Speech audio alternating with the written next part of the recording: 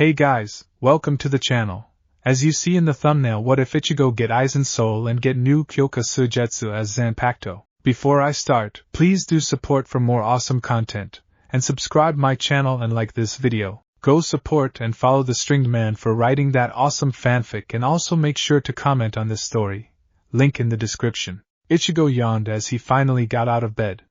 He stretched himself out as he made his way out of his room and into the bathroom. Once inside, he got himself ready for the day. After a warm shower, he looked at himself in the steamed mirror, and could barely make out his face. He sighed and left for his room with a towel around his waist. He went into his room and put on a pair of black jeans, a white sweater with black and red stripes along the sleeves, and a pair of red shoes.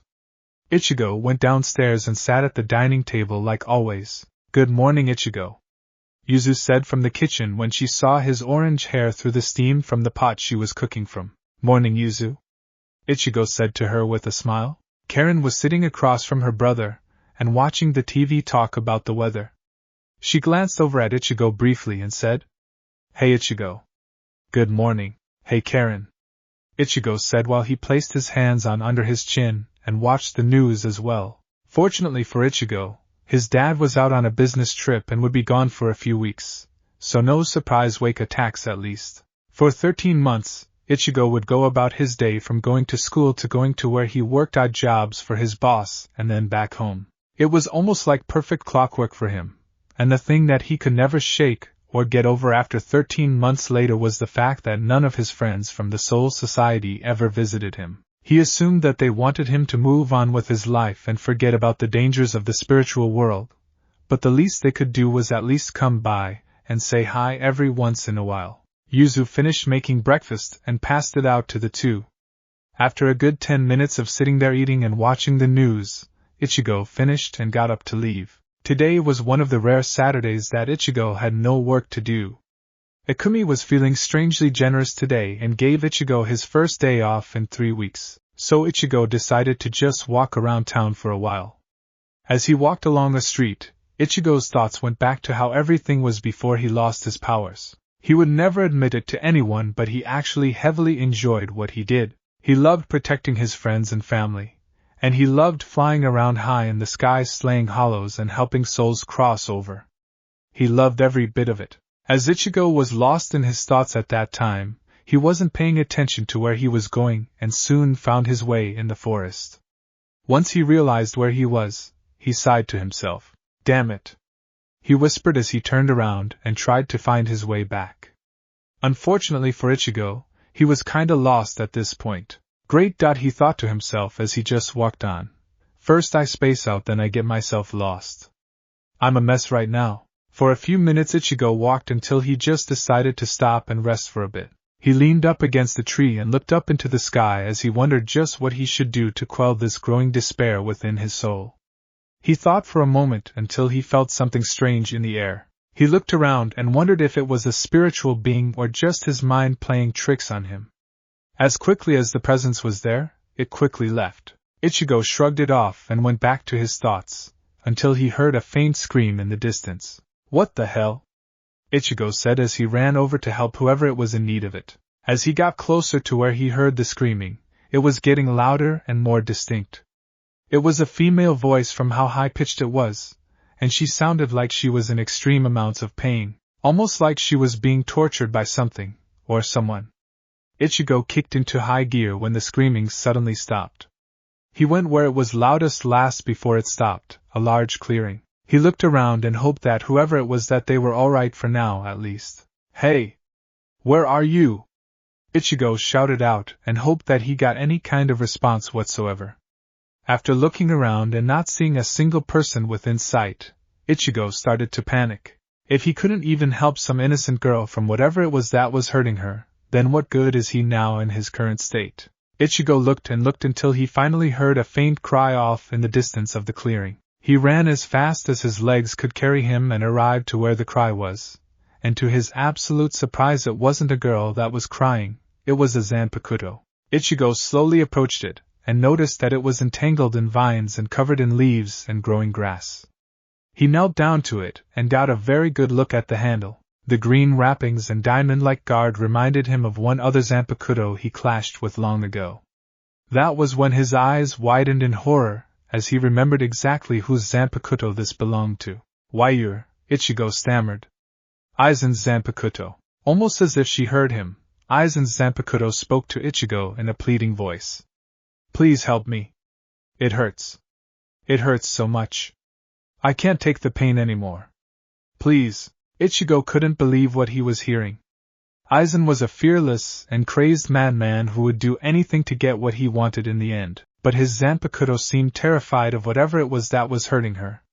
Ichigo thought for a moment as he recalled the things that Aizen did with his blade over his lifetime, experimenting on countless soul reapers, turning Shinji and his group into the wizards they are now, placing that blame on Kisuke and Tensai, causing those two and Yoruichi to leave and forced into exile as criminals, causing the entire Winter War, betraying his own army and even cutting down his closet ally with a sick smile on his face. Ranjika told him of that. Now that Ichigo was thinking about what Aizen did, he realized that that was all Aizen, not his Zanpakyo. Against his better judgment, and not wanting to leave her there collecting more vines and in some intense pain, Ichigo reached for her and was about to bring her to Kisuke. Right when he was a fingertip away, he felt some kind of surge flow through his hand. Ichigo soon after grabbed the hilt, and the surge changed to purple spirit energy that came from the blade. It engulfed the surprised teen and wrapped itself completely around him. As Ichigo was inside this purple energy, he blacked out and felt himself falling. When he opened his eyes he found himself staring at a blacked-out sky and falling down. He turned his head to see his inner world under the water like before when he trained with Tensai Zangetsu. When he was about to land on a rooftop though, he found himself within someone's tight embrace. Ichigo landed softly on the roof and looked to see who was hugging him. His eyes widened when he realized it was a girl with long green hair that had a purple highlight going down the middle of it all the way to the tips. She was wearing a black dress that went down to her knees and hugged her impressive ass tightly. Hey! Ichigo yelled as he tried to pry her off of him. Let go of me, damn it! His prudish nature was very apparent at this point. The girl just kept a tight hold on him and didn't let go no matter what. Ichigo eventually gave up and decided to try a different approach. He sat up with her still attached to him and stroked her hair gently. Listen, he started in a soft tone of voice. I know you're probably scared and still in a lot of pain, but holding on to me isn't going to. He was interrupted when she lifted her head off his chest and looked straight at him with teary purple eyes. Thank you so much, she sobbed out. The pain's gone now. It's gone now. She hugged him gently this time, taking in his muscular build that was through his shirt. Thank you, Ichigo. You know my name? He asked her with a surprised look on his face. She looked back up to him and smiled. Aizen talked about you a lot. I just happened to be on his hip whenever he did. I'm sorry, but I kinda don't remember your name all too well, Ichigo said as he scratched the back of his head. The girl chuckled at him for a bit, then introduced herself. My name is KYOKA SUIGETSU. The moment she said her name, Ichigo was starting to feel a slight headache. It wasn't a strong headache, but more of an irritating one that was gnawing on him at that moment. KYOKA was concerned for him, but her concern turned to surprise when Ichigo fell backwards on his back and stared at the blacked-out sky with wide eyes and deep breaths. Ichigo? KYOKA started as she scooted to his head. Are you okay? Taking one last deep breath, Ichigo looked up to her purple eyes and smirked. Kido, he said to her, causing her to tilt her head at what he said. I know all of Aizen's Kido now. He sat up and then stood. As he was getting up, his inner world started to morph slightly. Some of the small buildings started to grow into skyscrapers again, only this time they had purple glass windows. Some of the smaller buildings also started to change to a purple color. The smaller ones were around the skyscrapers of the same color. What the hell? Ichigo muttered to himself. He hadn't seen a skyscraper in his inner world in such a long time that it felt almost unnatural to him at first. As he stared at them, he was brought out of his musing when KYOKA tugged on his shoulder. He looked right at her. What's up, KYOKA? There's some dark-skinned chick with purple hair carrying you right now, KYOKA said to him nonchalantly. She seems really worried right now. You might want to leave and talk to her before she does something you'll probably regret. Yoruichi must have found my body when I was encased in your energy, Ichigo said to her. He didn't waste any time, exiting his inner world and finding himself on the shoulder of a frantic Yoruichi. Ichigo knew she was one of the fastest soul reapers in the Soul Society, but the way she was moving at blinding speeds was starting to make Ichigo feel sick for a moment. In a desperate attempt to get her to stop, Ichigo moved his arms around and broke out of her tight grip. He fell off her shoulder much to her surprise and landed on solidified air. She stopped and slid on air herself as she saw Ichigo look at himself. He was in a strange Soul Reaper outfit. It wasn't black and white like other Soul Reapers, it was purple with a green obi to it. He also had on a black coat that reached down to his ankles with a blue kanji on the back for moon. Instead of regular sandals and white socks, he wore black sandals with no socks at all. He looked inside his coat and saw KYOKA SUIGETSU attached to his left side. After a short time looking over himself, he looked over to the stunned Yoruichi and smirked at her reaction to him. "What's wrong, Yoruichi?" he asked as he crossed his arms at her. "Long time no see, and this is how I get to see you again, Ichigo," she said with a confused look on her face as she slowly made her way to him. "What the hell happened to you?" She was in arm's reach of him now and wanted to touch him to see if he was really there. Ichigo grabbed her hand and stopped her from doing so. She looked up at him and saw him staring into her golden eyes with his brown ones, almost like he was locking her in a trance. "It's nice to see you again, by the way, Yoruichi," Ichigo said to her as he backed away from her. She felt a strange sense of loneliness when he released her. "I'm gonna get back in my body and head home before anyone else shows up. See ya in a bit, Yoruichi." Before she could even say a single word, Ichigo was gone in a flash. Before she could move to follow him though, Ichigo appeared in front of her and surprised her with how close he was to her. He smiled down at her. "I would really appreciate it if you didn't tell Kisuke that I got my powers back, Yoruichi," Ichigo said to her with a smirk. "I want to see that stupid grin knocked off his face when I show up at the shop later. See ya again." He flashed away, leaving her in a stunned daze. Ichigo flashed in front of his unconscious body and scooped it up before heading home through Flash Step. He had missed this. Being able to move this fast and free throughout his town. It was amazing for him to have his powers back, but he knew that he should probably keep a low profile so he could avoid everyone else's suspicions. He leapt the rest of the way and stood at his window. He tapped the glass to get Khan's attention and saw the absolute shocked expression on the stuffed lion's face as he looked at Ichigo in a strange new outfit. Khan opened the window and let Ichigo inside. Once inside, Ichigo placed his body on the bed and entered back into it.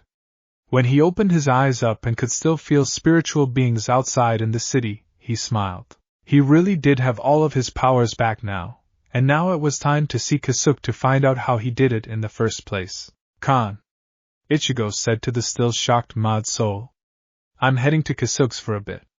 I'll see ya later tonight." Before Khan could even say anything, Ichigo was already out the door and down the stairs. He ran out the door and headed for the shop as quickly as he could now. Ichigo made it to the shop right as Yoruichi had landed near the front door. She noticed him and saw the massive grin on his face, something she hadn't seen for a long time. The look he had was almost intoxicating as he walked past her and into the shop. "Yo, Kisuke?" Ichigo started with completely enthusiasm in his voice. Kisuke walked out of a side room and saw Ichigo standing there with a grin on his face. Kisuke would have greeted Ichigo in his usual jovial tone, but then he noticed how Yoruichi was staring at him not with the usual mischievous grin, but with an almost lustful gaze. She looked like she had just fallen for someone, and that was when Kisuke looked back at the orange-haired teen in front of him. "It's pretty rare to see you in here, Ichigo." Kisuke started while flipping his fan over his face. "There's something I can help you with?" Ichigo simply smiled at him, much to the shopkeeper's surprise. Ichigo smiling at him. "I want to show you something real quick, Kisuke." Ichigo started. "I'm gonna need to go to your training grounds for a quick moment." Kisuke looked back to Yoruichi, who hadn't taken her eyes off of Ichigo this entire time. His curiosity outweighed his confusion, so he led them to the hatch only to run into the three Mod Souls in their plushy forms. Ichigo asked if they could come too, since he would need one of them to show Kisuke just what he wanted to show him. Kisuke shrugged at that point and they all went down the ladder. As Ichigo landed down to the grounds, he looked around the whole area that he hadn't seen since he lost his powers all those months ago. Okay, Ichigo. Kisuke started as he went up to Ichigo with Nova in his hands.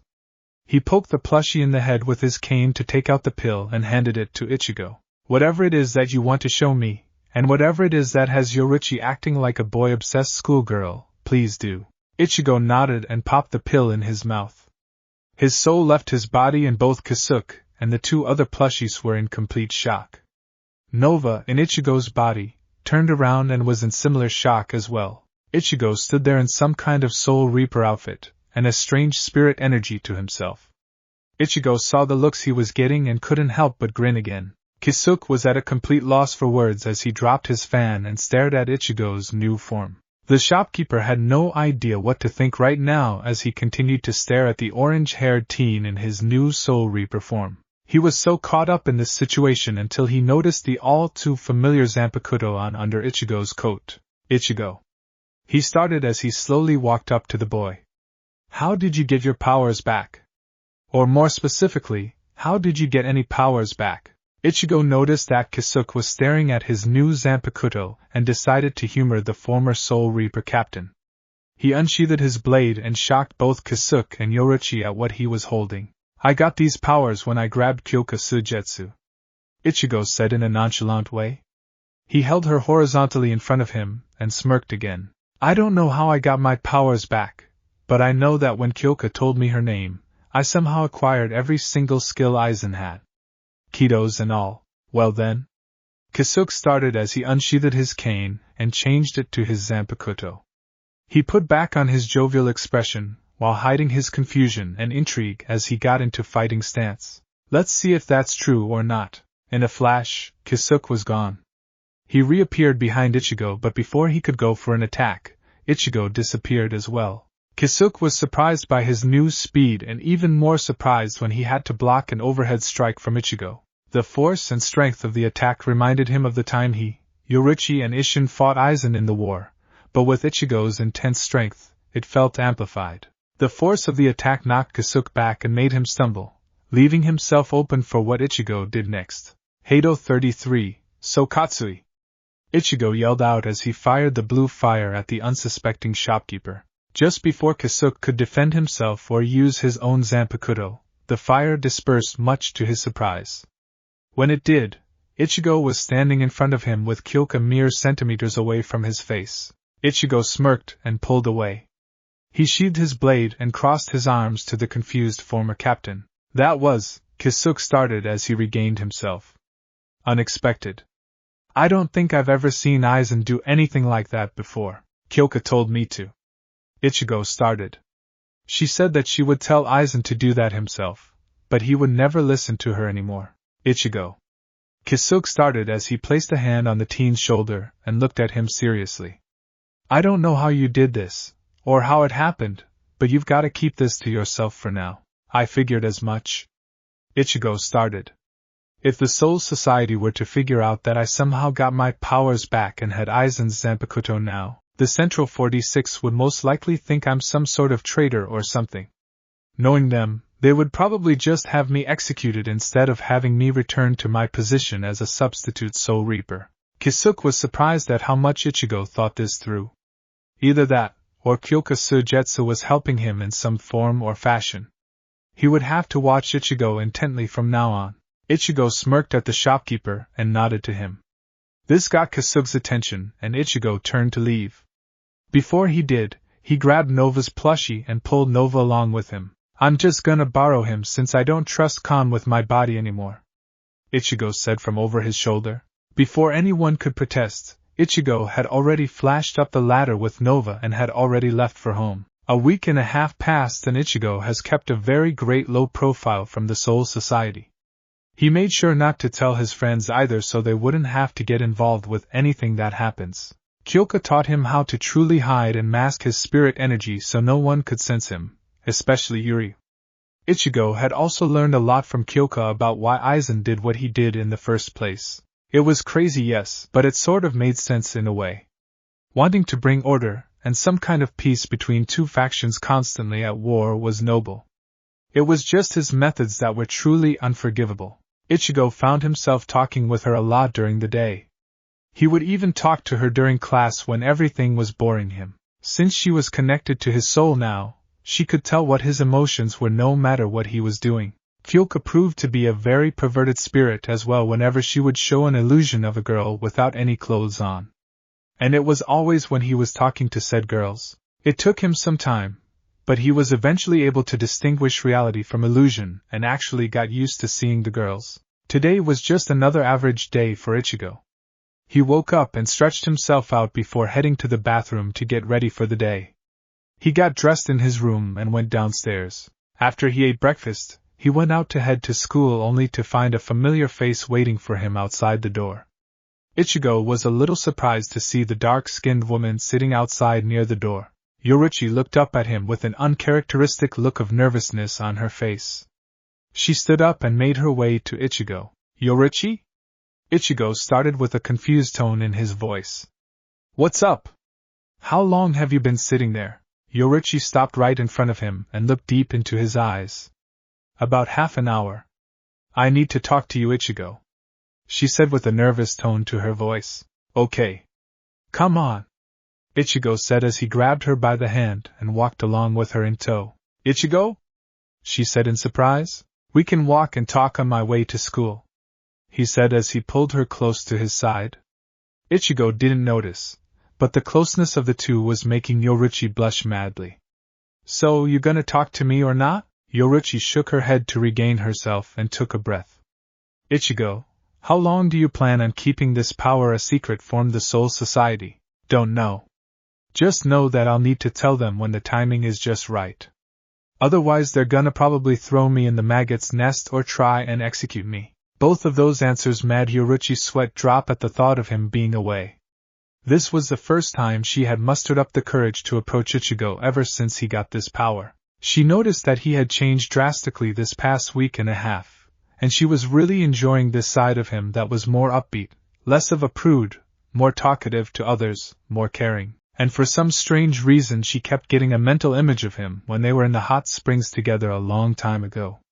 Mostly how ripped he was and how he glistened in the warm water, almost like he was chiseled out of marble and granite. He was the epitome of the highest man alive, and he was still technically a boy to her. After an awkward silence, Ichigo and Yoruichi finally reached the school gate only down the street. Ichigo was trying to let her go and head inside, but he found himself stuck in her tight grip. He turned to see her with her head down, and in deep thought as she held onto his arm almost like her life depended on it. Yoruichi?" Ichigo started but got no response. "Her," KYOKA said as she made herself visible behind Yoruichi. "Why?" Ichigo said to her in his thoughts. "She's clearly into you, and this seems to be the only way to get her to let go of you for now." KYOKA smiled at him. "So her, and I do mean on the lips." Ichigo sighed and decided to give it a try. After all, Yoruichi was the first woman he has ever seen completely before he got KYOKA. After he got KYOKA and he saw how Yoruichi couldn't keep her eyes off of him, he would remember how stunning and amazing her perfect body was. Without any more hesitation, Ichigo leaned down to her and tilted her head up. Yoruichi was now face to face with him, and had no idea how to react when he planted his lips into hers. She had imagined how this would feel like ever since she patched him up all those many months ago. Now that she was feeling it for real, her imagination couldn't do this feeling true justice. It felt incredible. His lips were so sweet and his breath in her mouth was so intoxicating to her. She felt a rush of heat in herself as she leaned even more into the and got a very good taste of the strawberry. After several long and passionate seconds, Ichigo released himself from her for a need of air. She felt a longing to feel his lips on hers again and wanted more, but Ichigo stopped her with a quick on her forehead. "I'll see you after school, Yoruichi." "Okay?" he said as he turned and left her there. He waved back to her, and she waved back with a happy look to her face. She had finally gotten to him after such a long time of wondering what it would feel like. She was so happy that she jumped high into the air and flashed all over the place at high speeds. Unbeknownst to her and even Ichigo during that, more than a few pairs of eyes had witnessed the whole ordeal. One of those pairs happened to belong to Ichigo's oldest friend, Tatsuki. Another pair had belonged to a certain burnt orange-haired Orihime, who was standing next to Tatsuki when that happened. Another pair was not far. On a rooftop, actually. Rukia was just going to check on things in town when she saw Ichigo ing Yoruichi. There were other pairs of eyes that were watching from afar in secret, and they were heavily surprised that the guy they'd been stalking for 3 months for fun had made the goddess a flash jump for joy. They may all have different reasons for being there, but one thing was for sure, they were all jealous. After school, Ichigo decided that it was finally time to head out. He had had enough of people asking him if a rumor of him ing a girl that doesn't go to this school was true or not. It was very irritating when Kigo was talking about how lucky he was to find a girl at all. What confused Ichigo was the fact that both Tatsuki and Orihime had been giving him the cold shoulder whenever he would even say hi to them. Most of everyone felt awkward about the possibility that Ichigo might have a girlfriend or not. It would explain his more upbeat attitude lately. Ichigo left the school and decided to head to the shop to talk to Yoruichi about what happened earlier. As he was walking, he felt several spirit energies following him from afar. "KYOKA," he said to her in his mind. On it. She manifested herself in Ichigo's eyes and went to check who all was following him. She smirked when she got a good look at Orihime and Tatsuki on the ground behind a corner. Rukia crouched on top of a building. Ranjaku along with, surprisingly enough, Nell and Halibel were far off near some bushes. They all must have been trying to mask the Ryatsu to everyone else and still think that Ichigo is powerless. KYOKA smiled a devious smile and appeared in front of Ichigo. He saw that look in her eyes and knew something was up. "What is it, KYOKA?" he said to her. "Man," she started while fanning herself with her hand. "It must be unbearably warm to be around you for those 6 bombshells. 6 bombshells?" Ichigo started. "What are you talking about?" KYOKA chuckled under her breath before answering. "Well, let's do a head count on all who's following you, shall we? Your oldest friend who's probably always liked you from the beginning, Tatsuki. The big-head girl who has liked you ever since she first met you, Orihime. A certain raven-haired soul reaper that has probably watched you when she lived in your closet for 2 months, Rukia. Oh, you'll love these next 3. That big-titted soul reaper chick that probably just wants to eat you up all night long if you catch my drift, Ranjaku. That little girl that can turn into a smokin' hot bombshell that's probably obsessed with you, Nell. And finally, the other dark-skinned woman that you met only once while she most likely has seen you multiple times, Halibel." KYOKA took a deep breath and saw Ichigo's stunned look. "Why the hell are they following me? Duh. It's pretty obvious." KYOKA started. "They've got the hots for you, all of them," Ichigo asked her as he was getting closer to the shop. KYOKA nodded to him and had a big smile on her face. Ichigo sighed and she faded away from his sight. He went up to the front of the door and knocked before hearing loud footsteps coming his way. The door opened to reveal Yoruichi, and she was panting heavily. Ichigo was about to ask if she was alright but was cut off when she leaned forward and eyed him passionately. Ichigo didn't know what was going on and figured she felt everyone following him and decided to show them that he's hers. All 6 girls were stunned by what Yoruichi had done. They watched as Ichigo leaned into the and made it more passionate than before. The girls didn't know what to think and were left stunned by what Ichigo and Yoruichi were doing. Ichigo broke the and smiled down to her. Yoruichi looked over his shoulder to the others and smirked at them before leading Ichigo inside.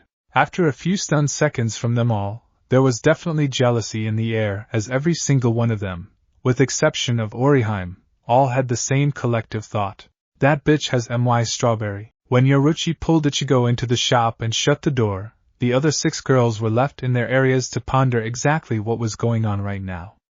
They had no idea what to think of this whole thing. Was Ichigo really dating Yoruichi of all people? The woman who would constantly tease him with her body and negative remarks? It was so unbelievable to them that they decided to stick around to see what would happen now. Inside the shop, Yoruichi was clinging onto Ichigo tightly with no intention of letting him go. Ichigo smiled down at her as she buried her head into his chest. Her hair smelled sweet to him and Ichigo could tell that she felt the 6 outside following him. Ichigo chuckled under his breath and that got her attention. "What's so funny?" she asked him. "Nothing." Ichigo teased her as he leaned his head closer to her face. He noticed that she was blushing and smiled deviously at her. Just that I can tell you're jealous, aren't you?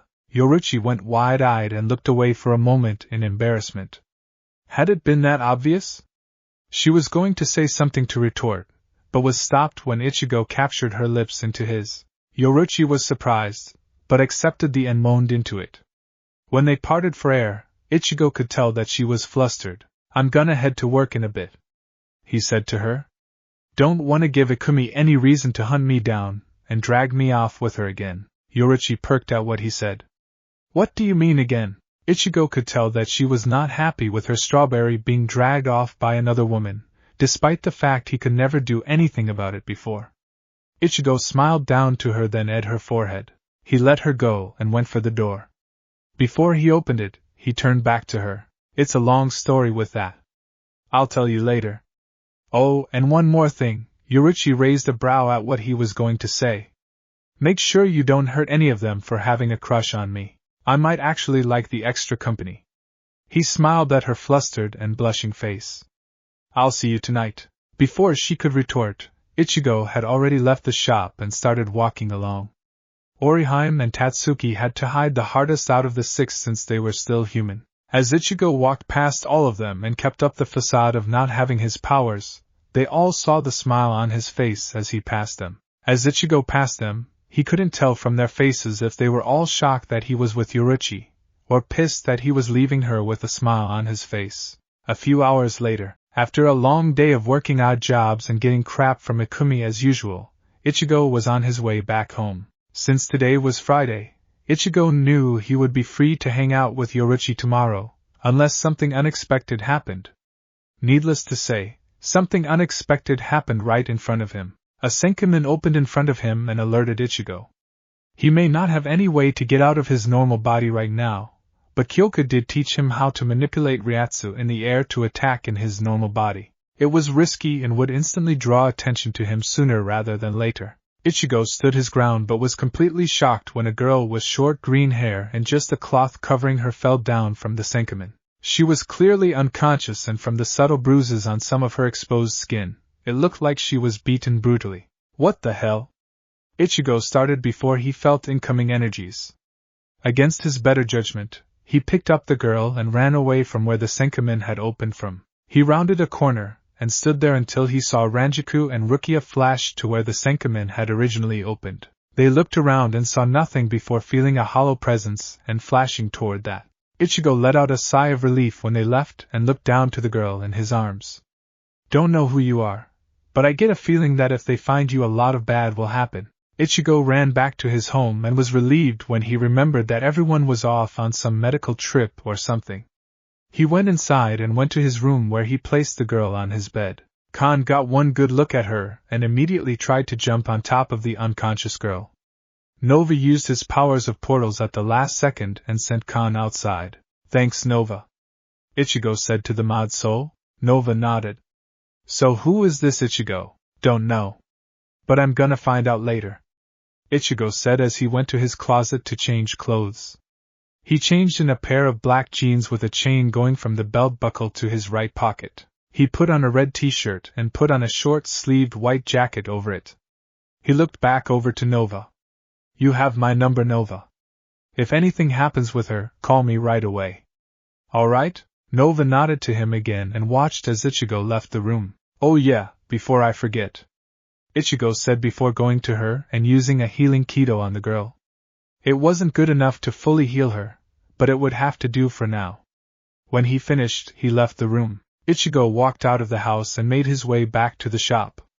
When he went up to the door to knock, he already heard the loud footsteps making their way over to the door. Ichigo stood there as the door flung open to show Yoruichi wearing her usual black leggings with a tight orange t-shirt with a black butterfly on the front of it. Wow, Ichigo said with his jaw slightly dropped at how stunning her tight clothes showed off her curves. That what you think, my little berry? Yoruichi teased him. You look amazing. He mustered up enough sense to say, come on. She started as she grabbed Ichigo by the wrist and started to pull him away from the shop. Well, where's the fire? Ichigo asked as he loosened her grip on him and held her hand into his. I'm not going anywhere, you know. So where we going? Ichigo asked her with a smile. Yoruichi pointed and Ichigo looked over to see an amusement park off in the distance. Ichigo grinned at it, then looked at the excited look on her face. He shrugged and followed her, as she rushed over to the park with Ichigo in tow. Ichigo's room. As this was all going on, Nova sat at the desk on a tablet he brought with him through a portal. He was watching some funny videos when he heard the girl groaning. He looked over to her and saw her open her eyes slowly and stare up at the ceiling. She looked like she was clearly out of it since the Keto wand meant to fully heal her completely. She looked around after a few moments and saw Nova sitting on the desk watching her. "Where am I?" she asked in a weak tone. "You're safe." Nova started. "What's your name?" The girl seemed to hesitate at first, but then realized her position right now. She was in no position to make a break for the door or even think about escaping through the window. Whoever this mod soul was, she would have no choice but to play along until she had an opening. "Nozomi," she started after swallowing the lump in her throat. "Nozomi Kujo." Back with Ichigo and Yoruichi, the two were having a fantastic time together at the amusement park. They had gotten on many of the fast rides like the tallest roller coaster, and especially the fastest roller coaster. Ichigo realized very early that Yoruichi had need for speed that night since she was the one that wanted to go on those rides. He just followed along, no questions asked. It was starting to get dark when her rush for speed died down to hunger. "Wanna get some hot dogs?"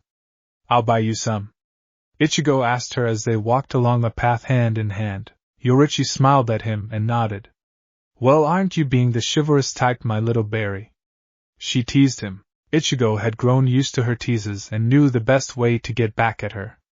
He wrapped his arm around her waist and pulled her close to him, their noses lightly touching each other's.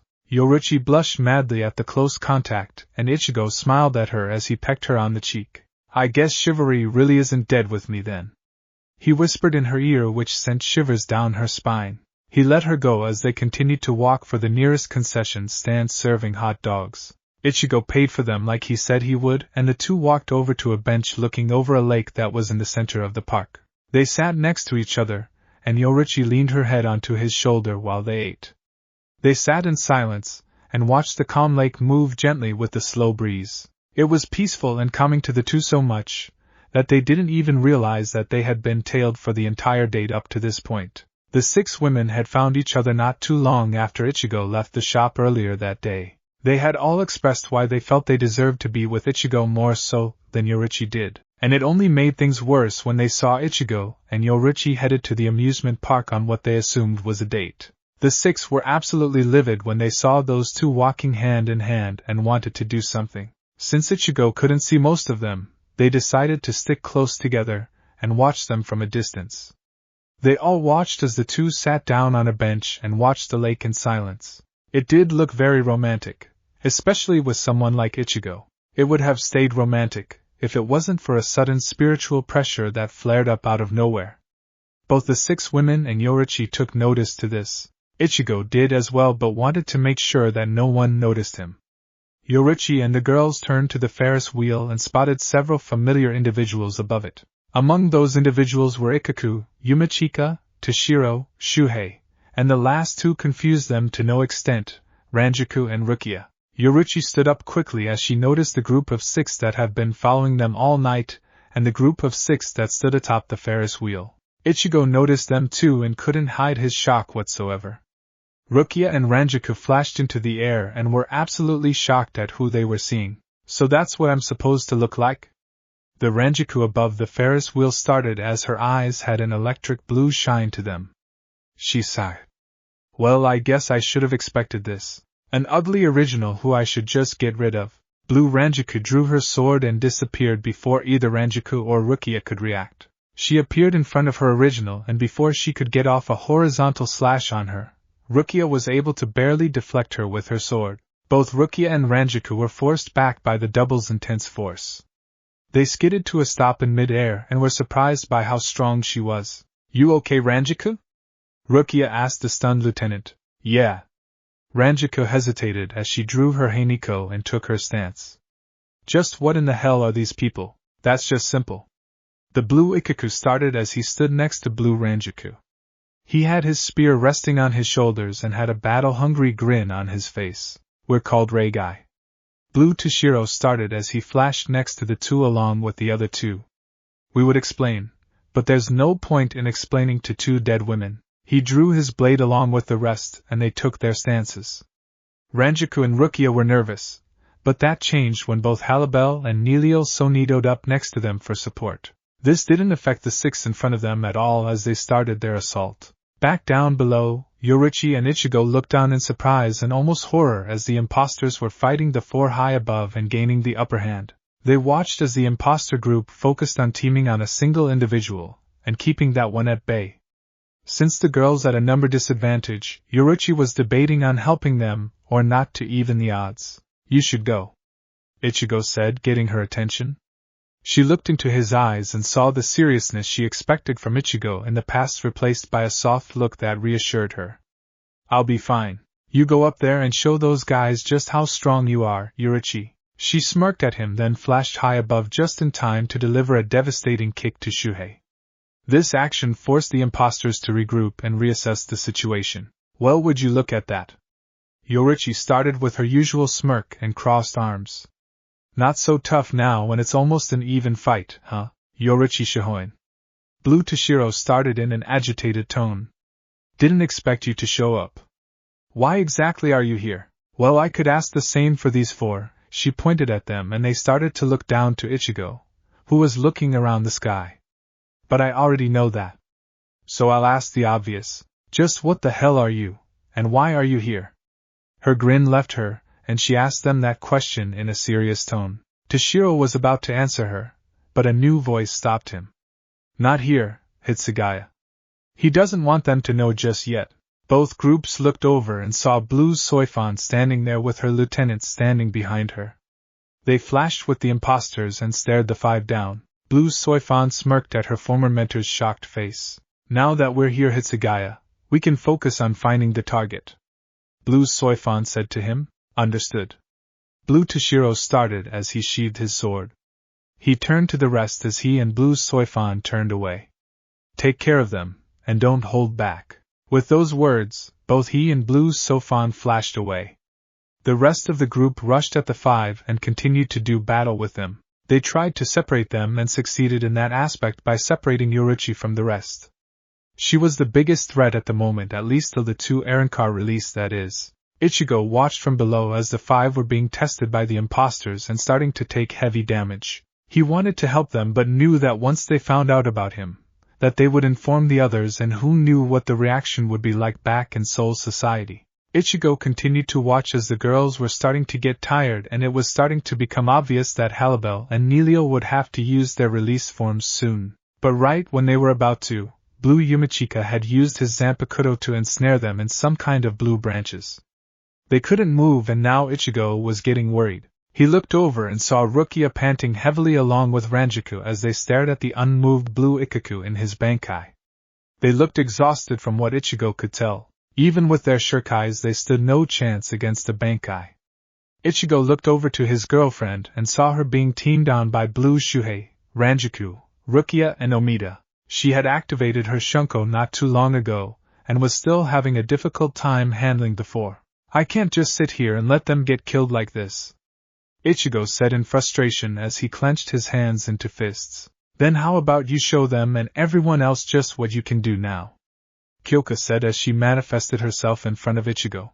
I don't have a way to change into my Soul Reaper form though, Ichigo said to her in a concerned tone. With me, yeah you do.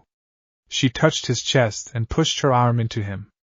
When she did, his soul form was forced out, and he was now in his Soul Reaper gear. He stood there confused for a second before seeing his Zanpakyo smile and motion her head to the battle. Ichigo smirked and nodded to her before disappearing in a Shuinpa. KYOKA was in the middle of fading back into Ichigo's mind, but before she did, she saw both Oriheim and Tatsuki staring in shock at her. Surprise?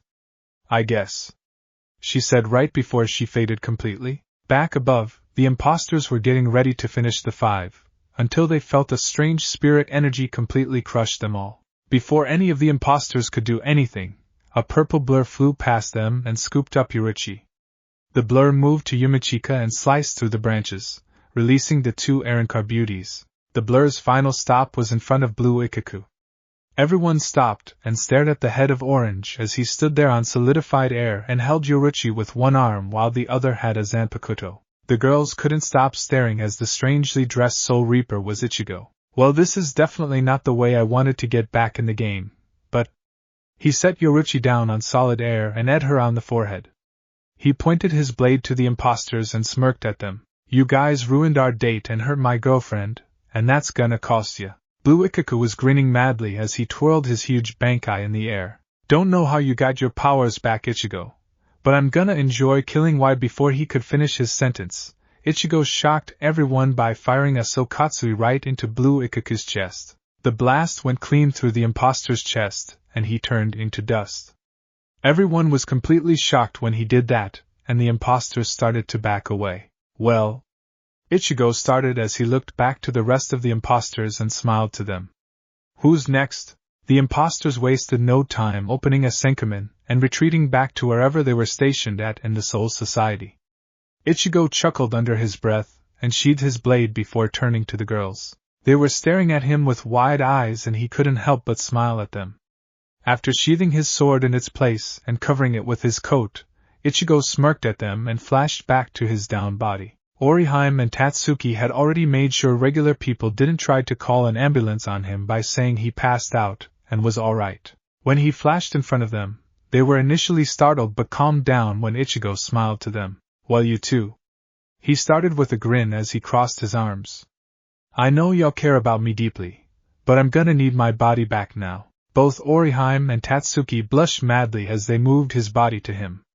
He returned into it and stretched himself out before the rest of the girls showed up. Ichigo.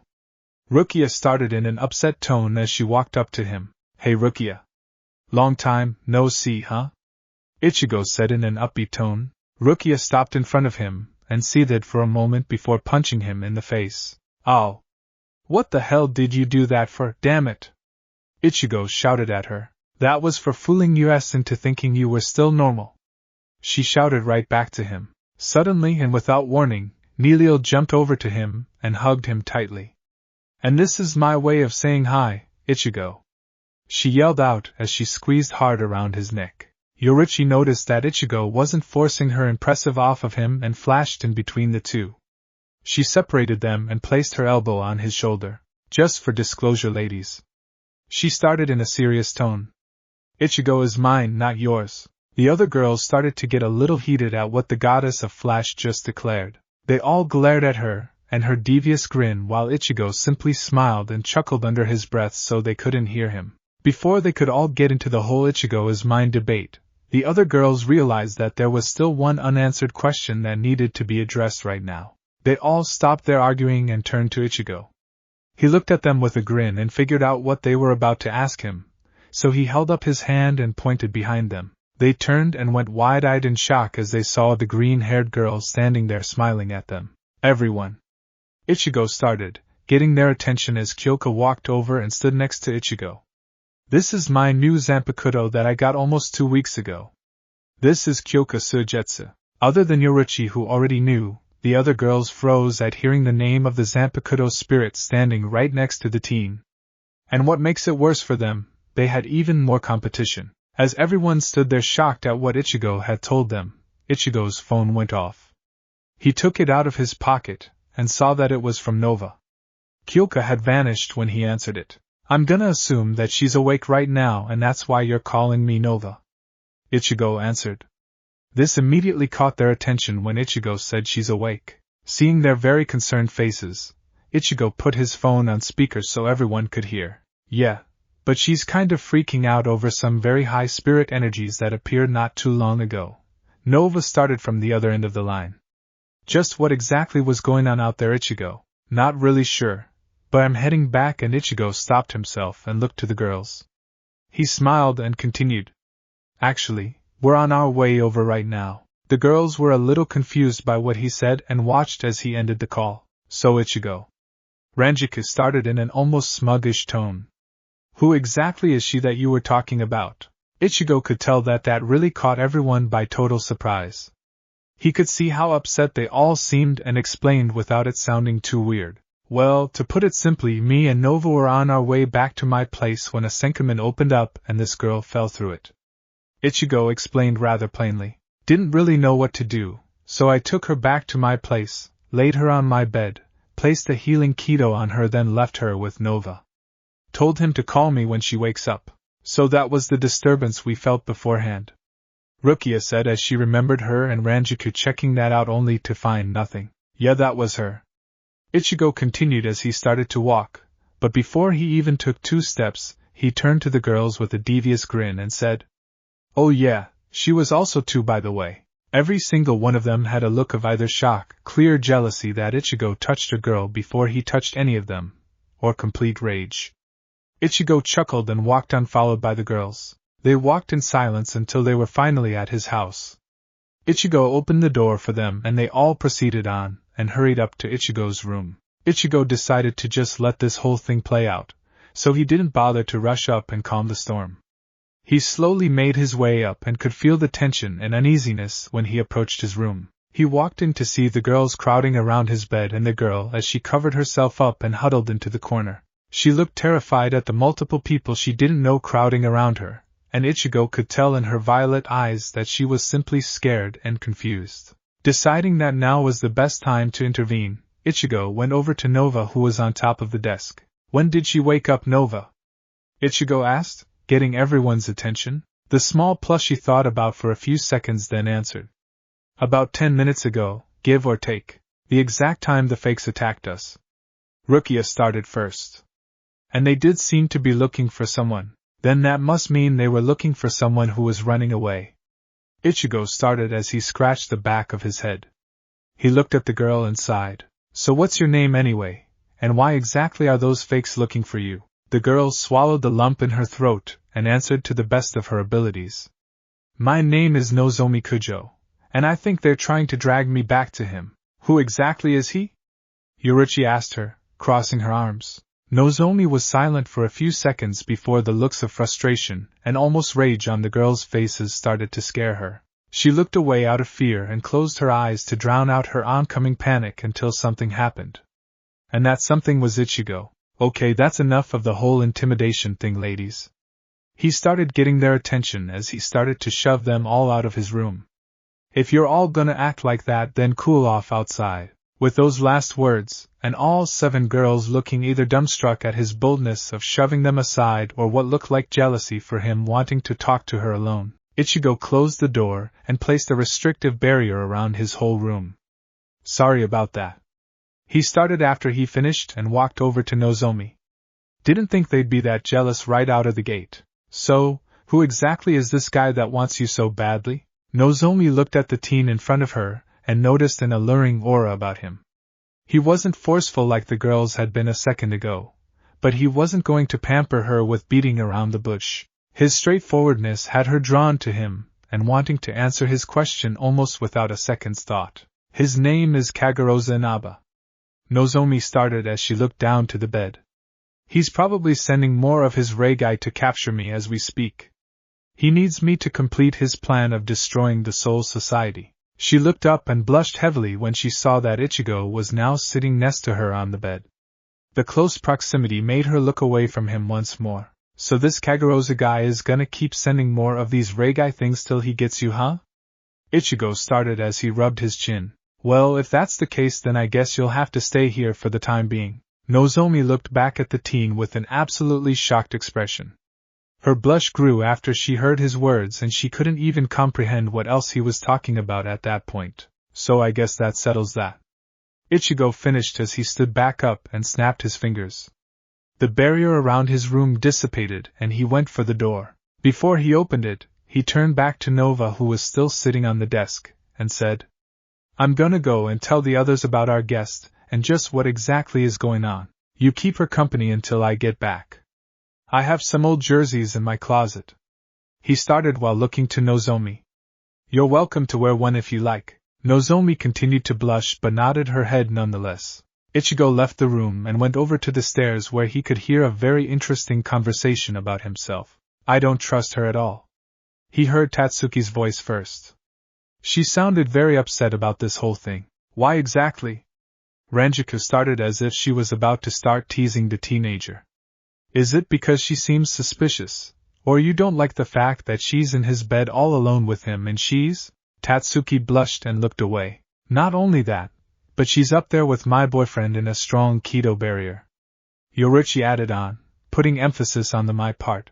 She was staring daggers at the strawberry blonde lieutenant for pointing out the obvious. True, but let's face it, Yoruichi, Rukia started with a smirk.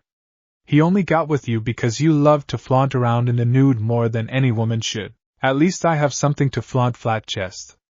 Yoruichi retorted, earning a glare from Rukia. Oriheim and Nell chuckled at Rukia's expense. Okay, let's all get one thing out in the open right now. Tia started in an authoritarian tone that caught everyone's attention. We all might as well say it now. We're all attracted to Ichigo. Plain and simple. Everyone else didn't respond to her words at first, wanting to digest what she had just said. She was right though. Every single one of them harbored feeling for the strong, orange-haired teen in some sort of way. Whether it being his longtime friend, someone who's always loved him, had started to care for him for her own reasons, trained him and watched him become a hero, watched and admired his sacrifice, thought he was just the highest man alive, or just loved the way he cared for people in general. One thing was for certain, they all cared about him in their own ways and would do anything to be with him. That only left one thing left to really say for the group, and it was Yoruichi was the one to ask it. Since that's true, then who exactly does he care most for to be with? She asked in a monotone voice. That was when Ichigo decided to make his presence known by whistling from one of the steps he was sitting on out of view from them. They all turned and saw that it looked as if he was sitting there the entire time, listening in on them. When they saw the way he was smirking at them all, a mass of blushes formed on their faces. He stood up and walked down to them. Well, I kind of figured all of you felt that way towards me. He stopped in front of them and crossed his arms, never lighting up on his grin even for a second. And just to let y'all know, I feel the same way towards all of you. The statement that he made had all of them stare at him in surprise as he smiled warmly to all of them. I would be very unhappy if I couldn't just have all of you actually. All 7 of the girls were stunned at Ichigo's declaration. He had basically said that he wanted all of them to be happy, and that he wanted all of them just the same. It would have been a very nice moment for them all if an intense spiritual pressure dropped onto the house. It was coming from back upstairs from Ichigo's room and felt very familiar in a way. Then there was an explosion that really got their attention. Ichigo was the first to reach his room and see that there was now a massive hole where his window used to be. Well, now where are you supposed to sleep, Ichi? Neilio asked, trying to lighten the situation. Nozomi was gone and a faint cry could be heard not too far away from the house. Ichigo looked out and saw the Blue Soifan and Toshiro carrying her away to an open senkamen. She was struggling in Blue Soifan's iron grasp and shouting out, "No! Let go of me!" Without thinking at all, Ichigo left his body and flashed over in front of the two. He surprised them both just with his presence alone, and even more so by the fact that the reports on his loss of power was completely false. Ichigo pulled out his blade and placed it on his shoulder. "Hey there. I see you stole a friend of mine, and I'd appreciate it if you gave her back," he said to them with a grin. "Are you really Ichigo Kurosaki?" Blue Toshiro asked as he handed the girl to Blue Soifan. He reached for his own Zanpakyo, and his eyes had that electric blue flare to them. "Our reports said that you lost your powers after the Winter War. How do you still have spirit energy?" "Doesn't matter," Ichigo said as he pulled his blade off his shoulder and pointed it to the fake captains. "Now let Nozomi go." "Now." Blue Toshiro smirked and rushed over to the teen. He raised his blade of ice and brought it down only for Ichigo to block it easily. This stunned the fake, but not long enough. Ichigo raised his free left hand and aimed a finger to the fake. Without saying anything, Ichigo fired a blue lightning bolt similar to when Byakuya did to him in their battle. Blue Toshiro only had enough time to move slightly out of the way so the streak only grazed the side of his face. He jumped out of the way and raised his blade into the air again. Through gritted teeth and rising rage, Blue Toshiro shouted out, "Reign over the frosted heavens, Hyorinmaru!" A large ice dragon fired out of the blade and headed straight for Ichigo. Ichigo was motionless for a bit, which concerned the 7 that were watching from a rooftop. Before the dragon even touched Ichigo, he suddenly faded away from existence. What the hell? Blue Toshiro yelled out as his ice dragon dissipated.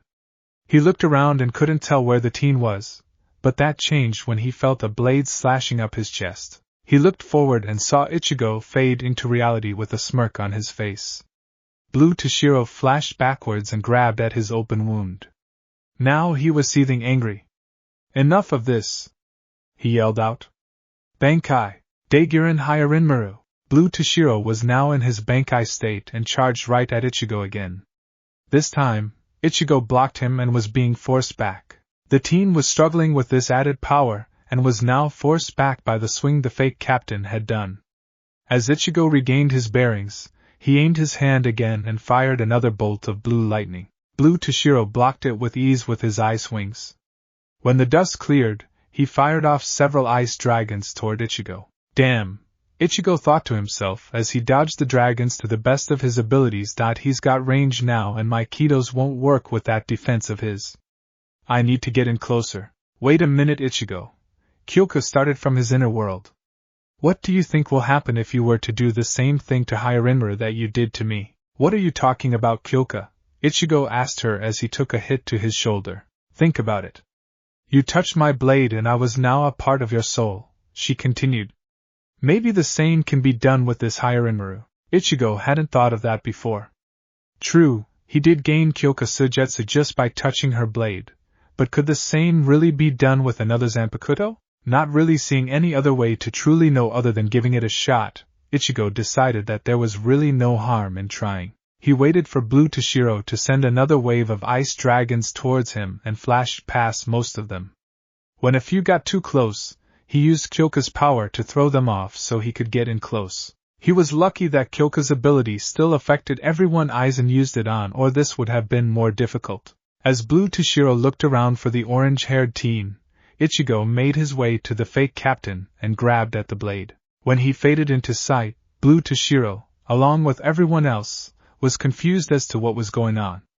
Ichigo's body started to glow a faint blue energy as ice encased his body much like KYOKA had done before. The fake forced himself away from Ichigo, and was now out of his bankai. What the hell?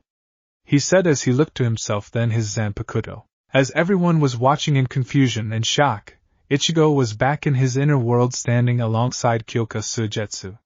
He looked around and saw new skyscrapers form out of ice. He turned to KYOKA and nodded to her. She nodded back and sat on the ground cross-legged as Ichigo flashed over to the top of one of the skyscrapers. When he did, he saw a man in a blue robe with ice as a collar and many accessories added to it. He had long teal hair and an X-shaped mark across his face. He looked over to Ichigo with confused eyes and stood guard with his own blade. Whoa there! Ichigo started as he held his hands up to the man. I'm just here to talk to you, not fight. How am I here? Hyorinmaru asked in a panicked tone. Answer me now. It's okay, Hyorinmaru, Ichigo said to him. This caused the Zanpakyo spirit to look at the teen with questioning eyes. It wasn't until he and Ichigo felt a sharp pain going through both of their heads that something just clicked with them. Hyorinmaru lowered his blade and bowed to his new master. I look forward to fighting alongside you, Ichigo Kurosaki, he said with a stern look. Ichigo nodded and closed his eyes. He left his inner world and found himself in a ball of ice. Ichigo smirked and waved his left hand to it only to find that he wasn't empty-handed. The ball cracked open to reveal Ichigo with a slightly different colored outfit on and another familiar Zanpakyo in his left hand.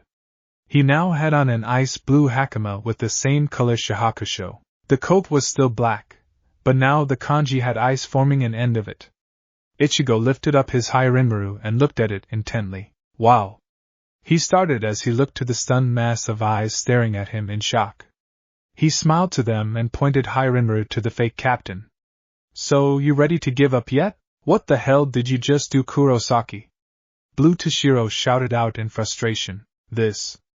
Ichigo brought Hyorinmaru back and said, Reign over the frosted heavens, Hyorinmaru. He swung his blade and a large ice dragon rushed over to the fake at blinding speeds. Blue Toshiro had no chance to defend himself as the dragon swallowed him whole, and the same dust that Blue Ikaku dispersed earlier was the same for the fake captain. The ice dragon looked over to Blue Soifan and roared. The cold spirit energy flowed out of it and Ichigo, causing the fake to drop Nozomi. Yoruichi flashed over and caught her quickly before getting out of potential harm's way. The fake captain knew that she was heavily outnumbered and outclassed, so she made a tactical retreat back through a Senkaman. Ichigo sighed in relief and eased up on his energy. The dragon cracked and floated away, and Ichigo flashed over to the girls. They all had stunned looks on their faces as Ichigo she'd KYOKA to his left side while Hyorinmaru simply faded away for now. Man, that's gonna take a while to get used to, Ichigo said as he rubbed his left hand. Ichigo. Rukia started. How did you do that? He looked to the concerned faces around him, and shrugged.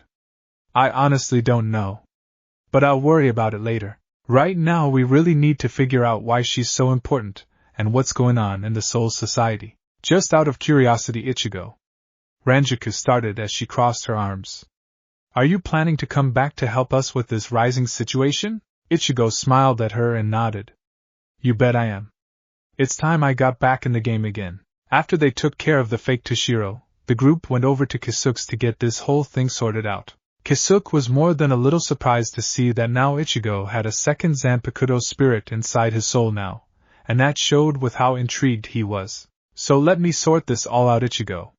He started when they were in a room with a table and he was staring at Ichigo more than his computer monitor. You faced off against this fake Toshiro, grabbed his blade, and somehow transferred Hyorinmaru into your soul. Am I getting that right? Yeah. Pretty much. Ichigo said to him nonchalantly as he sat next to Halibel and Yoruichi. Kisuke was more than a little dumbstruck by how easygoing Ichigo was reacting to all of this.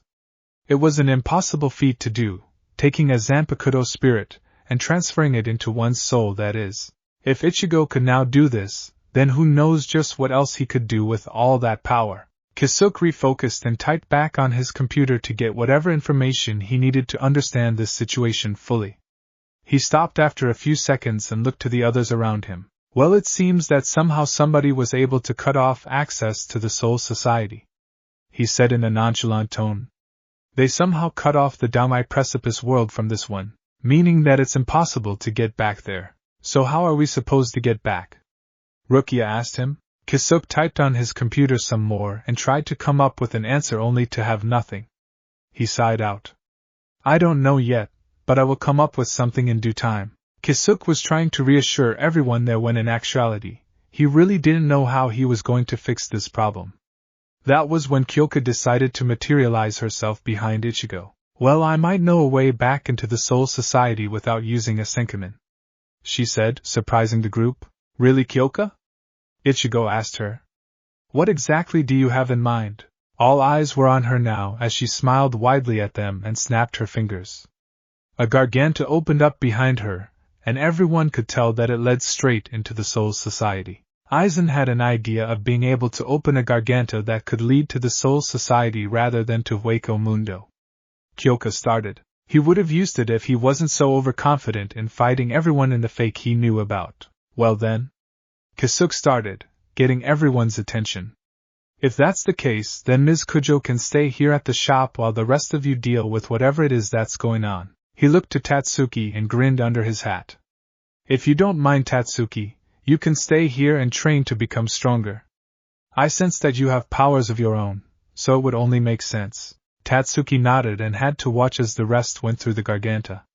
When the 7 left, Tatsuki went down to the training grounds to train with her powers. For Ichigo, Halibel, Orihime and Nell, this feeling of entering and traveling through the garganta felt familiar to them. The others, not so much. They followed close together as it was mainly Ichigo using his massive energy to form a large bridge that looked completely stable compared to his last attempted one during the war. As they reached the end of the tunnel, there was light shining towards them as they came closer to the exit. Once through, they were greeted by many Soul Reapers and lieutenants that were prepared for a fight, but they eased when they saw the familiar faces of ones such as Yoruichi, Ranjaku, Rukia, and even Orihime. It was Halibel, Nell and surprisingly enough Ichigo that were causing the uneasiness around them all. Ichigo? A familiar voice said as he went up to the group. To Ichigo's surprise, Rinji was the first to approach him, and sheathed his blade in the process. Hey Rinji.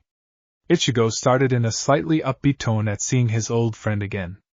Been a long time, huh? Renji simply had a stunned look on his face at seeing Ichigo dressed up like this, and with his powers back as well. This was absolutely strange. Ichigo. How are you even? It's a bit of a long story, Renji. Ichigo interrupted. I'll tell you later when I figure it out myself, but for now could you kinda tell them to ease off of these two? Ichigo pointed over towards Nell and Halibel, who were almost surrounded by the Soul Reapers there. Why exactly are Hollows here with you in the first place? Renji asked him. Before Ichigo could answer though, Toshiro, the real one, flashed over to Halibel with his blade pointed straight at her covered neck. How in the hell are you still alive? He asked through gritted teeth as his anger started to grow. Captain? Ranjika stepped in to try and calm her captain down. They're with us. It's okay. Toshiro wasn't really listening as he remembered seeing Aizen cut Halibel down with his own 2 eyes. She should be dead from her original injuries. So why wasn't she? It was a tense moment indeed and became even tenser when Ichigo stepped in front of him. Toshiro was surprised to see Ichigo, and a little terrified at the hard look the teen was giving him. Ichigo looked supremely pissed at the fact that Toshiro was pointing his blade at one of Ichigo's girls, and that showed in his hard gaze. Toshiro pulled away and regained a bit of his composure to ask the obvious question. Kurosaki? How did you get your powers back? Ichigo lightened his gaze and gave the child captain a smirk. Still trying to figure that out myself, but for now I think you should tell everyone here to ease off of Halibel and Nell. As in right now. Toshiro didn't want to test that hard gaze once again, and ordered everyone around him to lower their blades to the 2 Arrancar. Before anyone could relax though, many other spiritual energies appeared around the group. Every other captain and lieutenant showed and were all shocked to see that Ichigo was standing in front of them all dressed in a strange Soul Reaper outfit. Ichigo Kurosaki? The head captain started in a surprised tone. Ichigo looked to the old man and crossed his arms while also smiling at the shocked expressions on everyone's faces. Hey guys. Ichigo started in a jovial tone. Been a while, hasn't it? It was hectic on the surface of the Suriidii right now. Ichigo had returned to the Soul Society with his powers back and he had brought 2 powerful Arrancars with him. To say that the man in the yellow robe in the underground lab was more than a little frustrated was an understatement. He was annoyed earlier when he was told the mission to retrieve Nozomi had been a bust. But now he was seething at the news that Ichigo had his powers back. He was even told by Blue Soifon that he somehow was able to take and use Blue Toshiro's Zanpakyo. Blue Soifon told him that Ichigo destroyed Blue Toshiro with ease after he did that. The man couldn't believe it when he heard that. Then the alert that a Garganta had opened up and Ichigo along with a few Soul Reapers and 2 Arrancars appeared to confirm her words to him. The man stood up from his chair and got everyone's present attention in doing so. Everyone there watched as he went to a console and slammed both his hands onto it. How did he get his powers back? He shouted out, surprising everyone there at the moment. The man was clearly angered at this news and didn't even pay attention when Blue Ninu walked over to him. Master Kageroza? She started to try and get his attention. When that failed, Blue Kenpachi stepped up. I say we just go in and start wreaking havoc right now, he said, getting everyone's attention. I'm itching to fight this Ichigo now. No. Blue Byakuya started as he approached the brute. If you were to attack Ichigo Kurosaki, then all of this would be for naught. We would be hunted down before we could do anything. TCH. Blue Kenpachi started. He was about to say something else before he was interrupted by Kageroza. What we need right now is a distraction. He started as he left the console. Something within the Suriidii that draws people of importance away from here. A way to infiltrate their ranks without too much trouble. I think I may have something to get that job done. A familiar voice said from the shadows in a sinister tone. Kageroza looked over to the shadows to see Blue Mayuri step out of it with a sinister grin to his clown face. Immediately, Kageroza knew that whatever his creation of the demented captain had planned, that Ichigo Kurosaki would be taken care of sooner rather than later. Captain's meeting. 10 minutes later, Ichigo stood in front of all the captains and lieutenants inside the captain's meeting room. All eyes were on him, and his new look as well as his feeling his new spiritual pressure. It was entirely different than before. Back then his energy was pretty straightforward, Just nothing but pure power and brute force like Kenpachi in a sense. Now, it was layered and felt like many things. Confusing, cold, mysterious. Almost out of place, really. His power felt familiar, yet foreign at the same time. Almost as if it was someone else's that he was now using. Everyone in the room aside from Ichigo's girls were more than a little cautious or nervous around this new power that Ichigo had now. Except Kenpachi, who was relishing at the chance to face Ichigo once again and with those new powers of his to boot. Among the crowd of captains and lieutenants were Yoruichi and Orihime standing next to Ranjaku. Standing behind Ichigo were Halibel and Nilil. It was a tense situation beforehand when two Espada-level Arankar just dropped in with a returning Ichigo, and word spread fast about it all too. Out of respect for Ichigo and all the things he's done for the Soul Society, the head captain allowed the two to stay and not be harmed by anyone. Ichigo appreciated that and waited patiently as this meeting was almost underway. Ichigo Kurosaki. The head captain started while banging his cane on the ground. This is an unexpected turn of events. None of us were aware of these. He paused while examining the teen's energy once more. Powers you were able to obtain. How exactly were you able to get your Soul Reaper powers back? Ichigo did some quick glances to everyone in the room.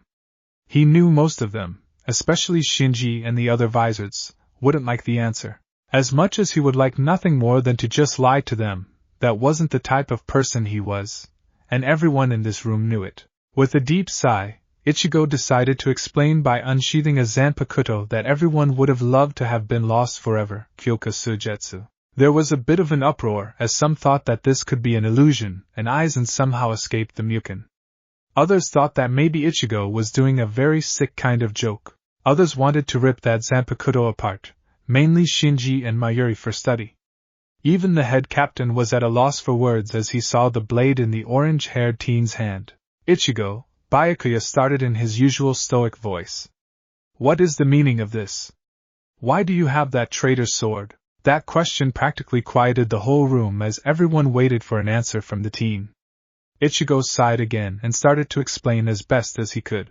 Not too long ago, I was walking around and got lost in the mountains close to where I fought Aizen.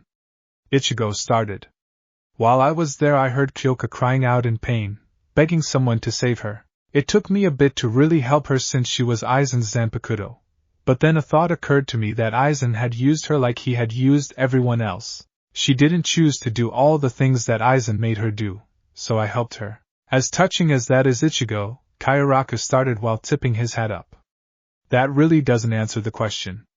How did you get your powers back? Ichigo shrugged and sheathed his blade. I honestly don't know. I just grabbed her handle, and then she was just a part of my soul. I really have no idea how this is even possible, but now I have pretty much all the knowledge and skill that Aizen had, even Kido. That news had almost everyone in the room tense. Ichigo was far too calm and collected when he explained himself to them. Not only has he done the impossible, but he also has the same skill and knowledge as that traitor Aizen. That could mean bad news for everyone if Ichigo was corrupted by that power like Aizen was. There was an uproar among the captains after Ichigo explained himself to them. Many having the same idea that Ichigo would turn into someone like Aizen or even worse than that man. The girls couldn't really believe that everyone was so quick to judge Ichigo and question him and his trust. Ichigo didn't know how to react to this whole thing except doing the only thing he could do. He held his left hand out in front of him. Once again the room was quiet for him, and he summoned his Hyorinmaru. The room was deathly silent as eyes went to both Ichigo and Toshiro. The young captain jaw dropped at seeing his own Zanpakyo in Ichigo's hand. How was that even possible? Toshiro hadn't had any contact with Ichigo since the end of the Winter War over a year ago. So how was this possible? Before anyone, especially the head captain, could voice a question, Ichigo summoned both his Zanpakyo spirits on his left and right. Everyone was truly shocked and surprised by what they were seeing the teen do. Before any of you ask, Ichigo started as he looked to Toshiro. Before we got here, something attacked my home to get this girl I was housing. That person was Toshiro Hitsugaya, but some kind of clone or importer of some sort. A fake with the exact same power as the original. You mean to tell us that someone's been making fake copies of people all to find some girl? Soifan asked the teen in a slightly irritated tone. And no one decided to report this earlier. She was looking mainly at Rukia and Ranjaku, who just looked down at that point. A few people were not very pleased to see the manifestation of their troubles standing there like none of that mattered. KYOKA could feel the hateful eyes staring straight at her, hoping that she would catch on fire and burn to death for all they cared. She kept her composure and stood strong next to her new master, trying not to lose her cool. A few more people voiced their concerns, but that all stopped when an explosion was heard coming from outside. Everyone in the room quickly rushed out to see what was going on. Ichigo brought back his spirits and joined them. They all saw what looked like some kind of barrier of dark energy surrounding the Department of Research and Development. The barrier was starting to expand and take buildings and people with it at an alarming rate. This was a strange sight, but it didn't stop any of the captains and lieutenants from springing into action. Even Orihime went to help as best she could. Ichigo was about to join in, until he felt some kind of energy behind him. He turned only to see a man in a yellow coat, and holding a cane standing next to the head captain's chair. Suddenly a barrier surrounded the room and trapped Ichigo inside of it along with this man, and another familiar Ryatsu behind the man. So, you're Ichigo Kurosaki in the flesh. The man started as he slowly approached the teen. I must say that this is quite unexpected. He said those words with a hidden anger behind them as he stood a few feet away from the ready teen. And just who in the hell are you? Ichigo asked as he was preparing to reach for KYOKA. The man grinned a mad-like grin and brought out a sword from his cane. Ichigo was a little surprised, but then again he's seen Kisuke do the same thing. The man muttered something to his blade and it turned into his shuriken, a dual-bladed spear with some sort of circle in the middle that he held onto. Ichigo drew out KYOKA fast before the man could make a move and went in to strike the man, but that was when he was stopped by another fake. This time though, it was two of them as one blocked his blade and another had tried to strike at his exposed left side. Ichigo had quickly brought out Hyorinmaru to block his attacker. He looked on in shock as the two just so happened to be Kaioraku in front of him and Yukitake attacking from his left. Ichigo didn't know what to think of this. He was facing down two of the strongest captains in the whole Tsurugi despite them being fakes, and yet he was a little excited about this. He smirked at the idea of facing down these two fakes and the smirk didn't go unnoticed by the three in the room. Kageroza was more that surprised though to see that what Blue Soifan told him about Ichigo taking Hyorinmaru was true. It truly fascinated him, but he had to hurry this up and fast. Deal with the boy, but don't kill him. Kageroza ordered the two fakes as he twirled his Zanpakyo. Ichigo was confused by his action and saw a portal open in front of him. Both he and the two fakes were forced through and were now standing within the Dangai precipice world. Ichigo jumped back from the two fakes and looked around in surprise as he had some bad memories of this place. Well then Ichigo. Blue Yukitake started as he had already released his shuriken already. It seems we will have to face you now, but I do urge you to stand down and come with us willingly. He said those words in the most sincere tone he could. But Ichigo wasn't buying what he was selling and got into stance with both blades in hand. Not gonna happen, he said to them with a smirk on his face. Oh well I guess. Kaioraku started as he tilted his hat up and released his blades as well. We'll try not to hurt you too much Ichigo. No promises though. And with that, the two fakes rushed over to the teen. Ichigo barely had any time to block their fast and precise strikes. This battle would take all Ichigo had to come out of this with a win. He prepared Hyorinmaru's shuriken and stood ready for the two to come at him. If Ichigo knew one thing about these two fighting together was that they could give the old man a run for his money. He flung an ice dragon toward the two only for it to be absorbed by Blue Yukitake's blade and fired back at him. Ichigo leapt up to dodge his own attack and was met with a down strike from Blue Kaioraku. Ichigo blocked the attack but was forced down to the ground, hard. He had no time to recover as he had to dodge two blades aimed for his chest, courtesy of Blue Yukitake. He rolled out of the way and got into a defensive stance, ready for whatever these two fakes would throw his way. Damn, Ichigo said to himself as he was panting heavily.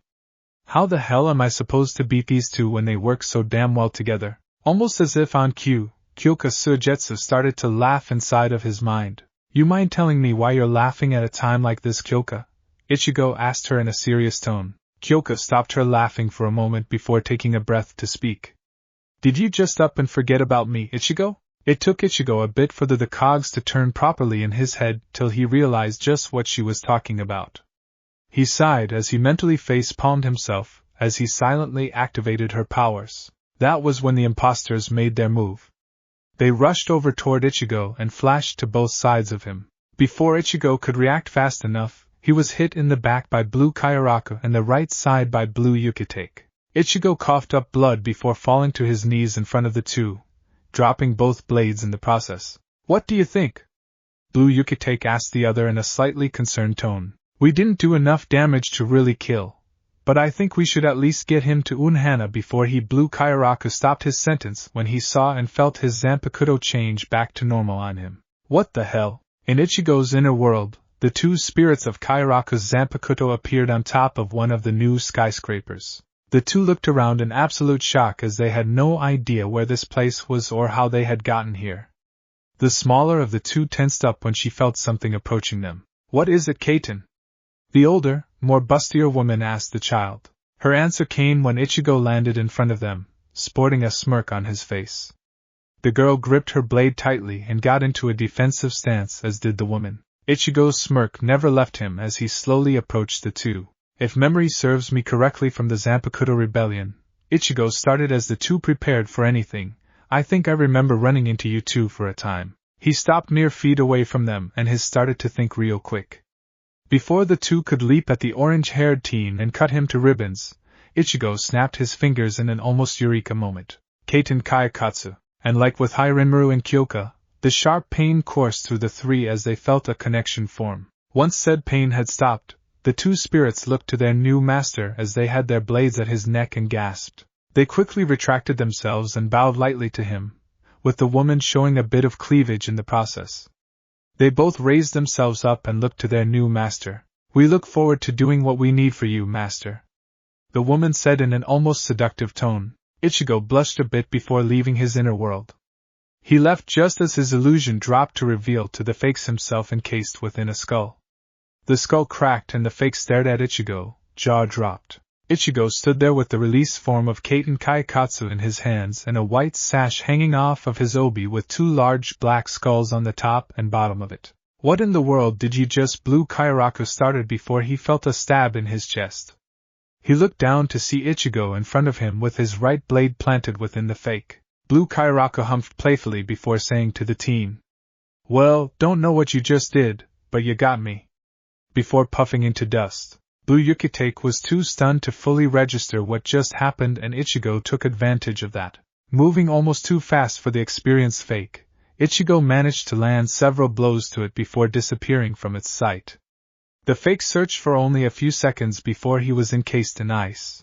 Before Blue Yukitake could gather himself enough to break free, Ichigo appeared with Kaiten in his right and slashed the ice downward, splitting both it and the fake in half, effortlessly. Once the fake was cut in half, it turned to dust, and its little pill did the same as well. Ichigo looked to his newest addition to his soul and smirked before sealing it into its two blades and placing them near the sash. The blades faded into the sash, and would patiently await their master's next game. That makes 3. Ichigo started with a smile before remembering where he was. Now how the hell do I get out of here?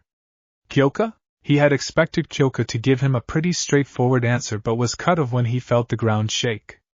Oh no, oh no, Ichigo said as he turned around to see the cleaner coming at him fast.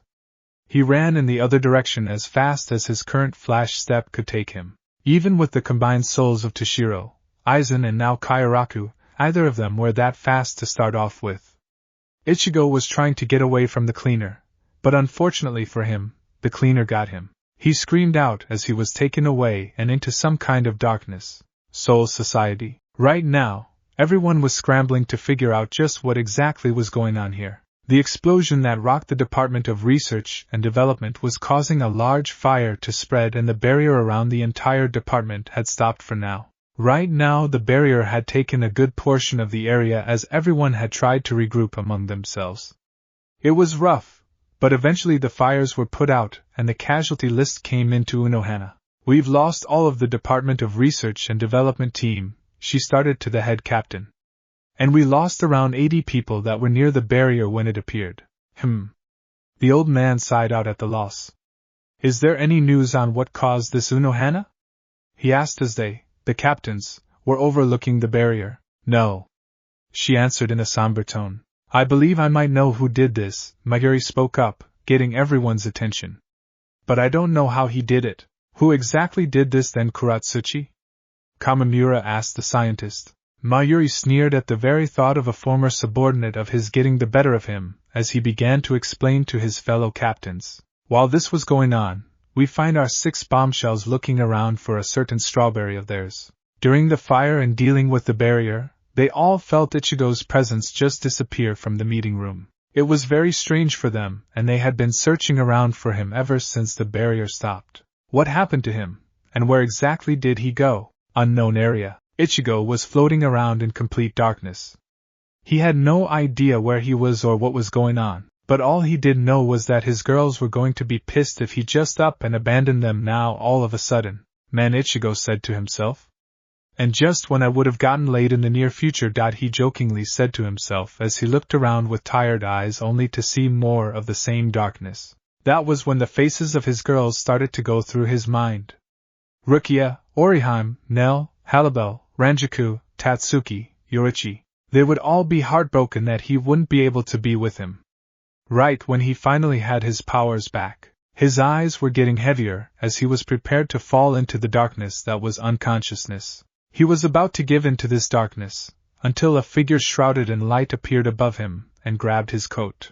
With a mighty pull, Ichigo felt himself being lifted from the darkness and into a dimly lit area. He struggled to open his eyes at first, but once he did, he was greeted by the pleasant sight of the sun behind leaves of a tree branch. He rose up with effort and looked around briefly, trying to take in his surroundings. He saw that he was in some sort of ruin, with overgrowth all around him. The room he was in was large with a massive hole in the ceiling and trees all around. Ichigo stood up, rather sluggishly, and checked himself over. Guys? He started to himself, hoping that his spirits were still with him. We're still here, Ichigo. KYOKA spoke up as both Hyorinmaru and both Kaiten Kaikatsu nodded in response. Ichigo sighed in relief. So where the hell are we? He asked them. If memory serves me correctly. The woman of Kaiten Kaikatsu started as she materialized in front of the teen. This looks like one of the old buildings from over a century ago. A century ago? Ichigo asked her as the others also came out of his body. Yes. Kaiten, the woman version will be referred as this and the kid version as Kaikatsu, started. This is where Kairaku started his training alongside Yukitake. Impressive. Hyorinmaru spoke up as he looked around. Why actually better question, how did we get here? Ichigo asked them as he felt a little like his old self again. No idea. KYOKA started. But we should get back to the Tsuruidai, and fast. Of that we agree. Kaiten said as Kaikatsu nodded. Ichigo nodded and the 4 spirits faded away, returning to his soul. He didn't know what happened or who that was that saved him, but all he did know was that he could see his girls again. Ichigo was making his way back to the Tsuruidai as fast as he possibly could at this point. His speed still needed some work, but in all honesty, he was making good time still. He was over some more forest when he spotted the Tsuruidai off in the distance. He saw the barrier and the smoke from the fires and immediately grew worried for everyone, especially his girls. Doubling his efforts, Ichigo took off in a burst of shunpa only to feel a strong spiritual pressure a little ways off from where he was. Turning to his left, Ichigo closed his eyes and focused. With Kaiten Kaikatsu's spirit along with Kairaku's excellent control over his spirit energy and senses, Ichigo was able to make out just who was releasing this spirit energy. To his surprise and unfortunate horror, it was the one person he didn't think he would run into today. Kenpachi Zaraki. But there was also a few others there as well. There was Ikaku, Yumichika and Ranjaku as well. When he felt her spirit energy, and how it was straining, he knew immediately that she was in trouble. Turning on a dime, Ichigo rushed over in that direction to get to one of his girls. While Ichigo was doing that, Ranjaku, Ikaku, and Yumichika were in the fight of their lives right now. All 3 of them were panting heavily and standing there with bruises, cuts and tears all along their bodies. True, they were strong in their own right, But unfortunately that strength didn't mean much when the man you're facing is among the strongest captains in the court guard squad. Right now, Blue Kenpachi was standing a little ways away from them with his blade on his shoulder. He scowled at the three for wasting his time as he was tasked with leaving the Soul Society to go and get the girl. Before he could, he was confronted by these three and fought them. To him, it had been a pretty disappointing fight. Well then, the fake started as he threw his blade off of his shoulder and walked over to the downed trio. Guess I might as well kill all of ya and be done with it. This was such a boring fight. Ichigo struggled at first, but managed to make it to his feet. Blue Kenpachi raised a brow and stopped in his tracks. Then if that's the case, Ichigo started with a wide grin on his face. Then let's spice this up. Bankai. Blue Kenpachi went a little wide-eyed at the word Ichigo spoke and watched as the torrent of spirit energy swirled around him and 2 red dragons went inside of it. When the energy subsided, Ichigo stood there in his bankai and grinned wildly at the Reigai of his captain. Said Reigai also grinned wildly and flared his energy in the process. Ichigo did the same and the two charged at one another. The clash was loud and powerful for a few seconds. In those few seconds, both Ranjiku and Yumichika were forced back by the intense energy, and tried to get out of the way. Unfortunately for them, the blast of spirit energy was so great, that it blew them back at great speeds. Yumichika was sent flying into a tree and was knocked unconscious, but Ranjiku was sent flying into the air. As she was sent away, Ranjiku was slowly trying to process what just happened. The disorientation from what just happened and the exhaustion from fighting a captain was too much for her at the moment. All that was going through her mind right now, though, was that she would have loved to have been with Ichigo once again.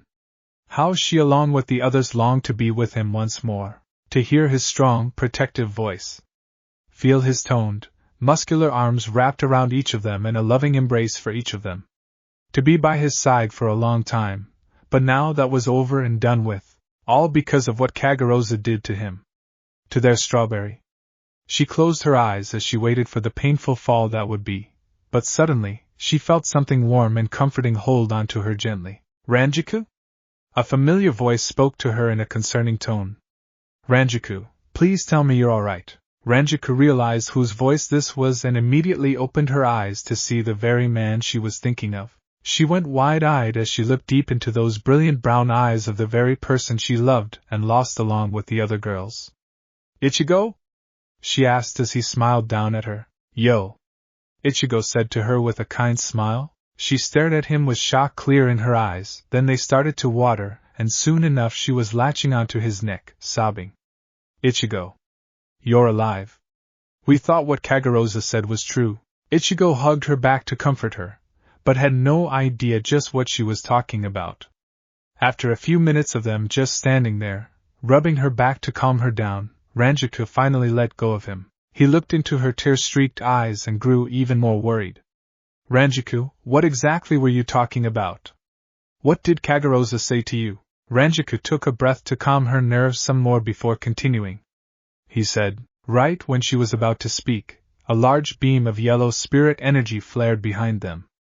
They turned to see Blue Kenpachi standing there in the air with them, laughing maniacally at the two. Ichigo, I'm glad to see you're still alive after all this time. I've been looking forward to our rematch for some time. Before Ichigo could even question, Blue Kenpachi rushed him without his eye patch on.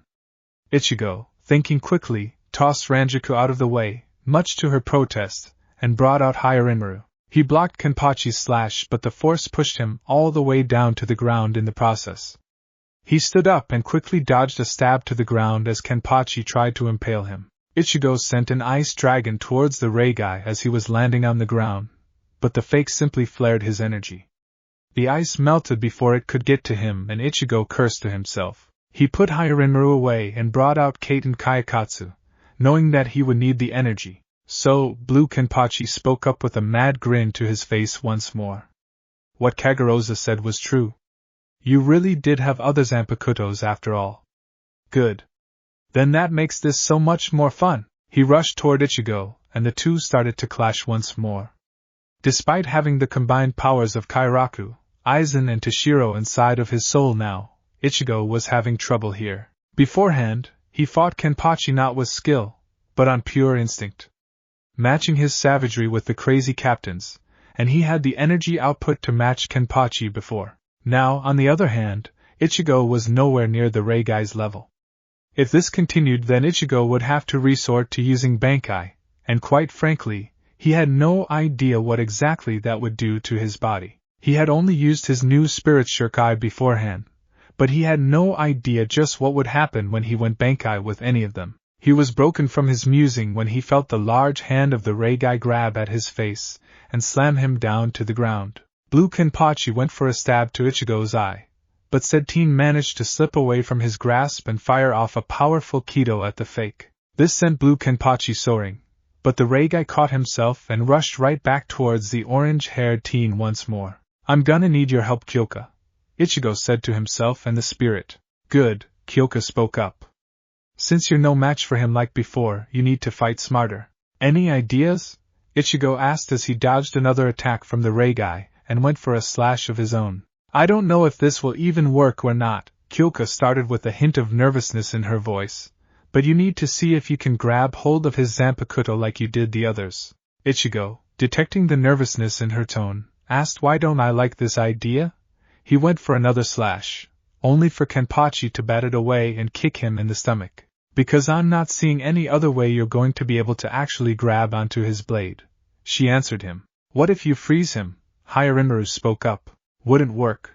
Kaiten spoke up as she smacked him on the back of the head.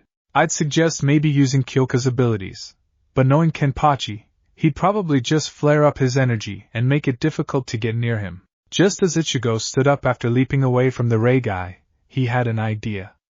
This might be insane and really backfire, but it just might work. Before KYOKA, Kaiten Kaikatsu or Hyorinmaru could protest since they saw the thought flash across his mind, Ichigo rushed the Reigai. Blue Kenpachi rushed towards Ichigo as well and the two clashed once more. They broke away and Blue Kenpachi went for a lunge, attempting to impale Ichigo in the chest. Ichigo took a deep breath beforehand and moved just enough so that the blade would stab him in the side. The same side the original Kenpachi stabbed him in their first fight. Ichigo winced in pain, spat out blood and gritted his teeth as the blade was deep in his side. Blue Kenpachi grinned from ear to ear, but that all changed once Ichigo smirked to him. Gotcha. Ichigo grabbed at the blade with a free hand and he was once again encased in energy. But this time it was a yellow energy. Ichigo once again found himself within his inner world and noticed that there were several new skyscrapers forming out of the yellow energy. He looked around some more until he saw what looked like a little girl with pink hair. Ichigo immediately recognized this being, and went wide-eyed and mouth agape. Yuichiro? Yuichiro smiled at him before pulling out Kenpachi's blade and pointing it right at Ichigo's face. My name isn't Yuichiro. She started in a dark-like tone. My name is what that idiotic brute never bothered learning.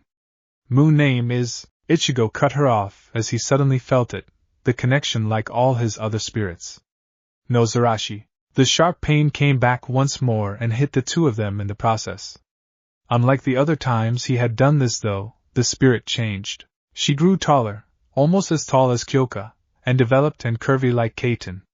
Her pink hair changed to a long, spiky hot pink color that went to her back, and her eyes changed to yellow. She looked at Ichigo just as he did to her when the pain subsided and bowed slightly. It's about time someone knew my name. She spoke with a grin. Now let's see how well you do with me. Back to reality. Blue Kenpachi backed away with his blade no longer covered in blood from the energy and went wide-eyed. He felt as if something he didn't know had been taken from him, but he didn't know what. The yellow energy encasing Ichigo broke apart, and Ichigo was in a sitting position with Nozarashi resting on his shoulder in its sealed state. He had on the same attire, but now the coat had a yellow tint to it, and no longer had any sleeves, showing off Ichigo's muscular arms. Ichigo stood up and took the blade off of his shoulder to look at the fake of Kenpachi.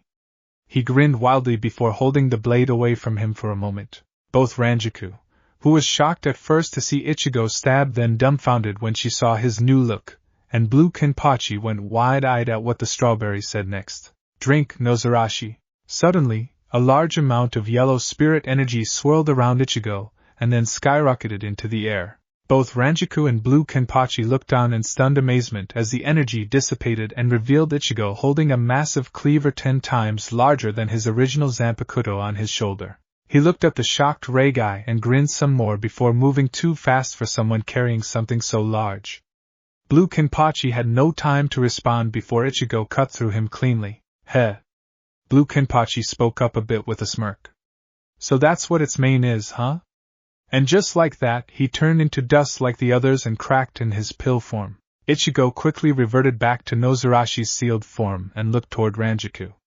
She was still staring at him, mouth completely agape, and he chuckled at her for a bit. When he stopped, he made his way over to her and planted a passionate onto her lips, breaking her of her trance. When they parted, Ichigo smiled to her, and she smiled back. So, what were you going to tell me before we were so rudely interrupted, Ranjiku? He asked her. Ranjiku looked away for a moment before turning back to him, and sighing. Kageroza announced to the Tsuruichi that you were dead, Ichigo. She said to him with a tear in her eye. He tilted her head up and wiped said tear away. I'm right here, he said to her. I'm not going anywhere, and besides I still have to take my girls out to dinner after all of this is done. Ranjiku smiled at him, and ed those lips of his once more. He returned it, and wrapped his arms around her waist. When they parted, Ranjiku smiled to him. The girls are gonna be so happy to see after all this time. Ichigo raised a brow. What do you mean? Ranjiku sighed and looked into his eyes once again. Ichigo, when Kageroza announced your death, that was 2 weeks ago. Ichigo looked at her with confusion on his face, and his mouth agape this time. Huh! 2 weeks? Ichigo looked at Ranjiku with wide eyes. You're telling me I've been gone for 2 whole weeks? Ranjiku nodded to him. When Kageroza attacked, he did so solely to get rid of you, Ichigo. She held her head down as she continued. When he told us that, we were all devastated. None of us wanted to believe that bastard, but as the days kept going and you were still gone, we all thought the worst had actually happened. To you? Ichigo hugged her and held on to her gently. She hugged him and rested her head on the crook of his neck. It seems that wherever he was in the Dangai altered time, like when he trained to learn the final Getsuga Tensho. It all made sense to him how he spent such a short time there, and so much time passed by here, but it didn't explain who the hell was that guy that pulled him out.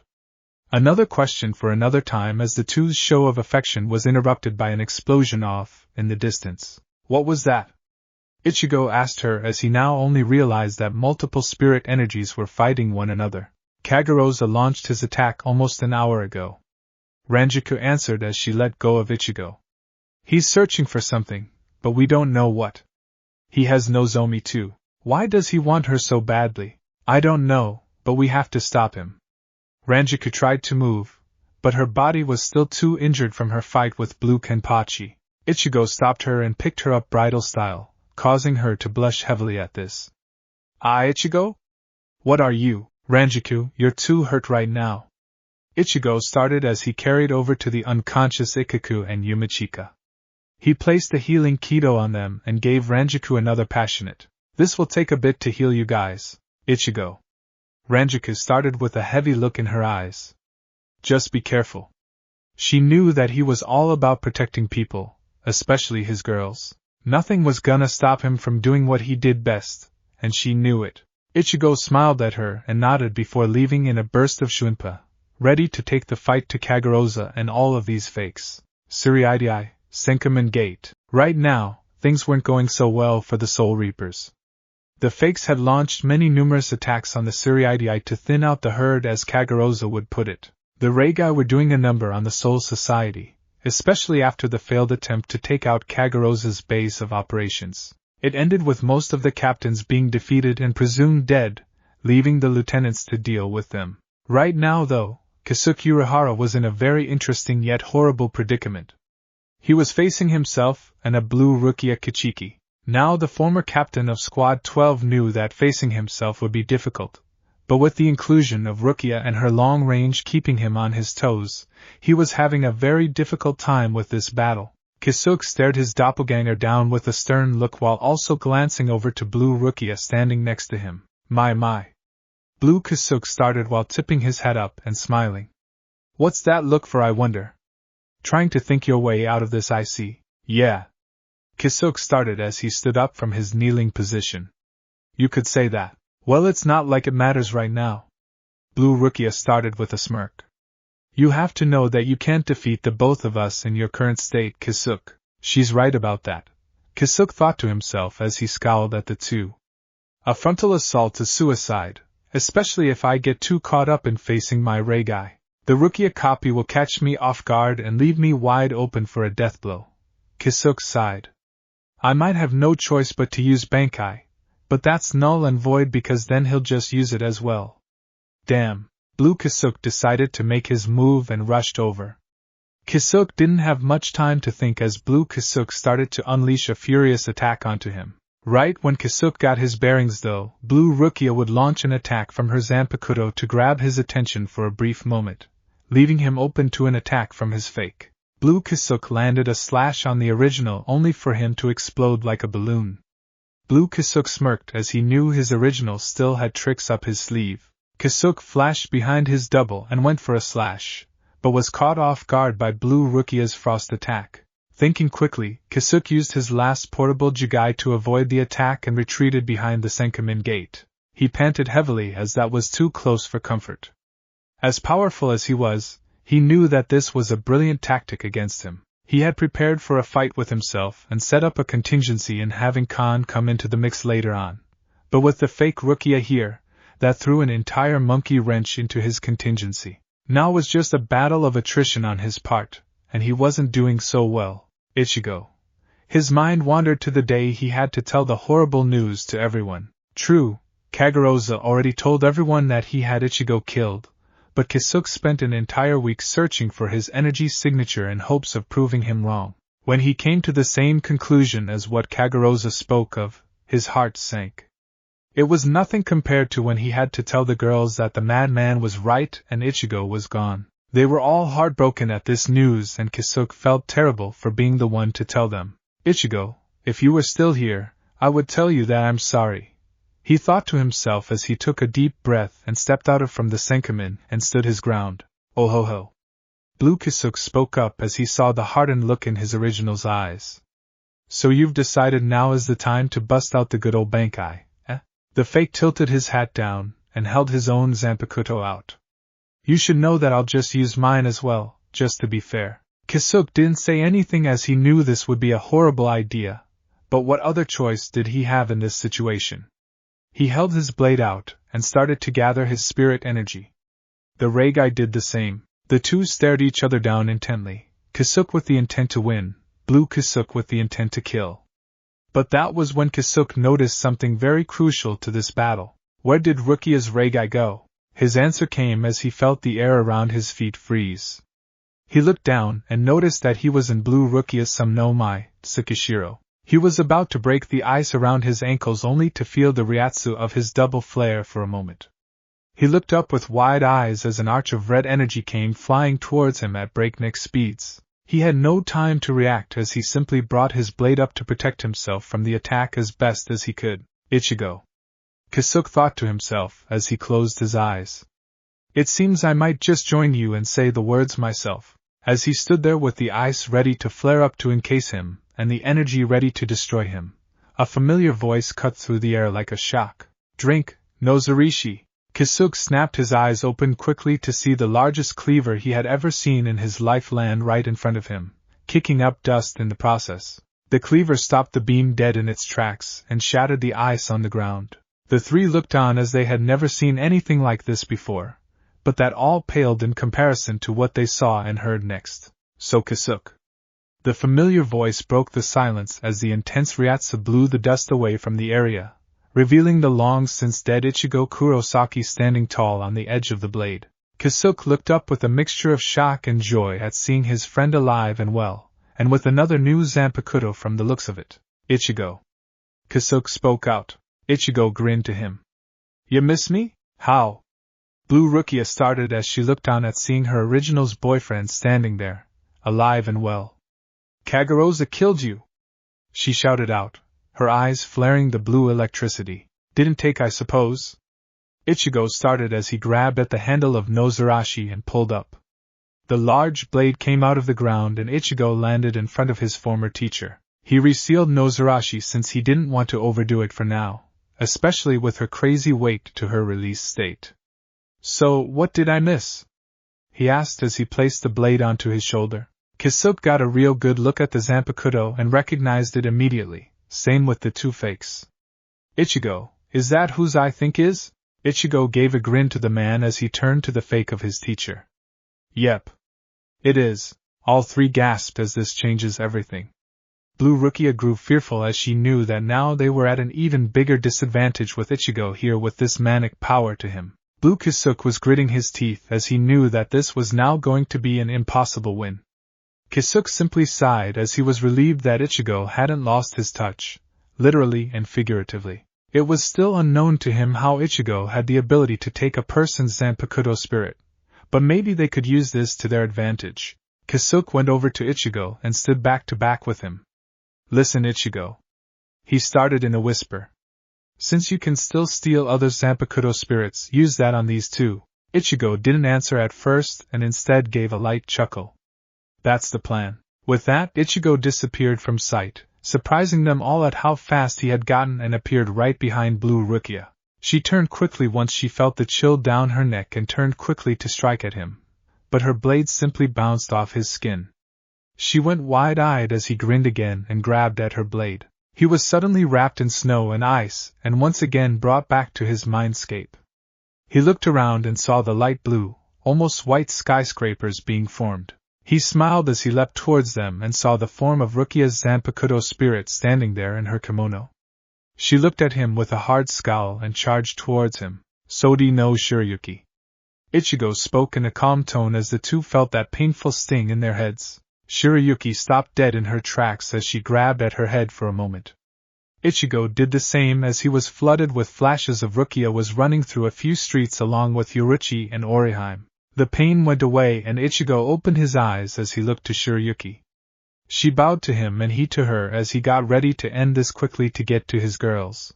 Once he exited his mindscape and the ice and snow broke apart, Ichigo stood with little trouble with the release form of Sodi no Shirayuki in hand, and not much difference in his appearance. Well, almost no difference, as now there was now a bracelet made out of ice on his left wrist. He looked to it, and saw that it had an intricate design of a flower etched onto it, and a small tassel of a rabbit hanging off of it. Ichigo smiled as he remembered how much she loves Chappie. His smile turned to a hard scowl though when he saw the fake of one of his girls standing there shaking.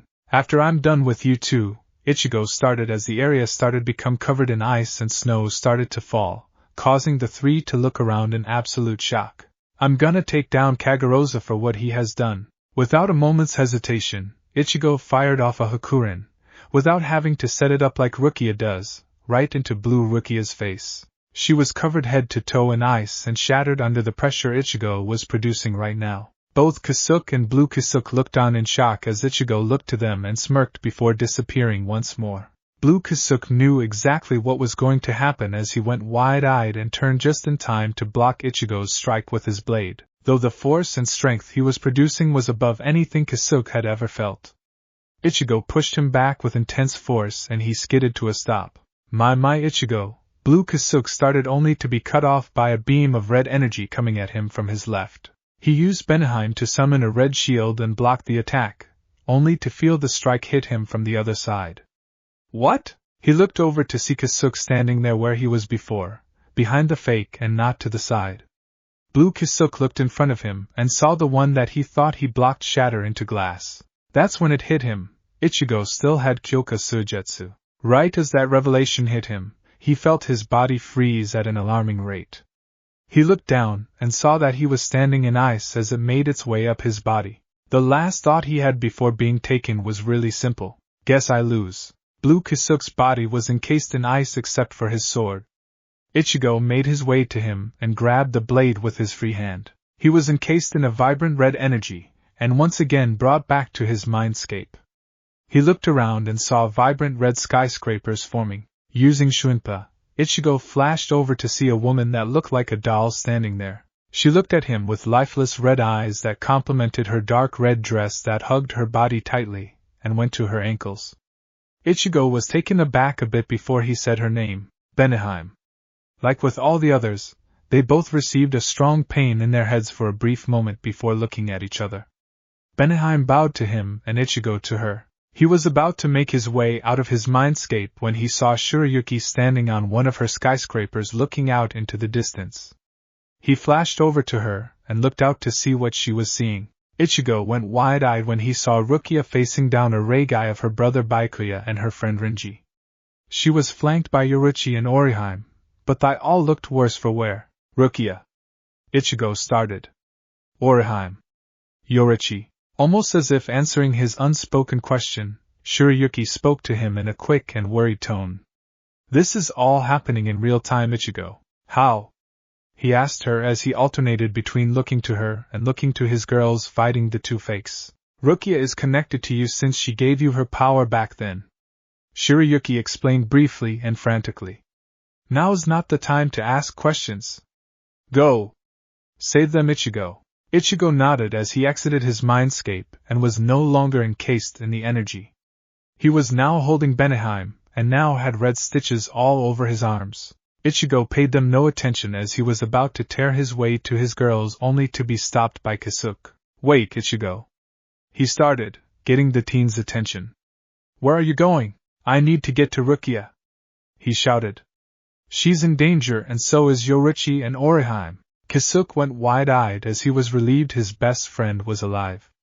He nodded to Ichigo and said Teen took off in a huge burst of Shuinpa. He didn't know why, but he already knew exactly where his girls were, and he knew after all of this was over, he would treat them all out to a very nice lunch afterwards. While Ichigo was making his way to 3 of his girls, they were not looking too good themselves. Yoruichi had a bad cut along her back and legs, making it very difficult for her to move at her fastest. Orihime was bleeding heavily from her head and arm, close to passing out and having an impossible time focusing to heal anyone. Rukia was the only one standing, albeit on wobbly legs. She was using her Shurikai right now, but was at a major disadvantage. Why? Both Blue Rinji and Blue Byakuya were using their bankai. It was a very dire moment for the 3 as the 2 fakes made their way towards them. It would seem that this is the end for you 3.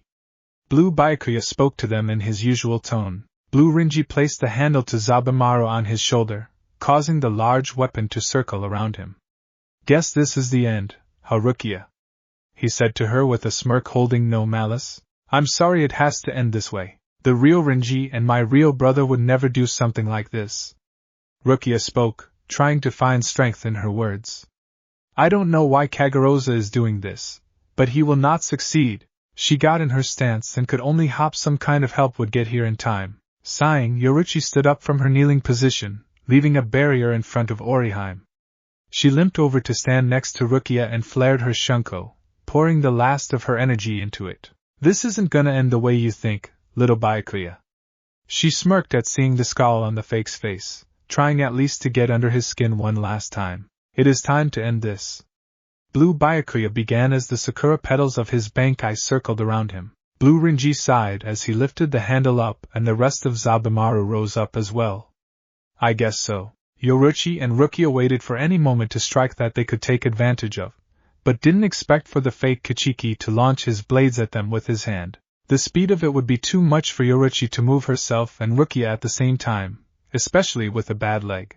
Yoruichi, in that split second, grabbed Rukia by the collar and threw her away from the incoming attack. Yoruichi! Rukia yelled out while she was still falling to the ground. The last thing she saw of the dark-skinned woman was nothing but pink. Rukia landed on her back and looked on in horror as the petals covered the woman's entire form in a ball.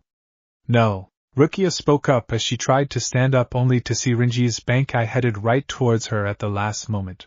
Right before it was able to sink its jaws onto her, Rukia's last thoughts were to the man she couldn't even say her true feelings to. I'm sorry, Ichigo. She closed her eyes and accepted her fate, only it never came. She sat there for what felt like an eternity, as nothing happened for the longest time. She cracked one eye open and found that the large snake/baboon-like bankai was stopped by one person's hand. She looked up to see who this person was and went wide-eyed at the familiar mop of orange hair. She focused her blurry vision and tried to stand up on her own 2 feet to get a better look at him, hoping this wasn't what death felt like. Her answer came at the sound of his voice. Rukia. He started as he turned his head towards her. Her eyes nearly came out of her head when she saw him standing there with the same, determined look in his eyes, the beautiful brown eyes. Are you okay?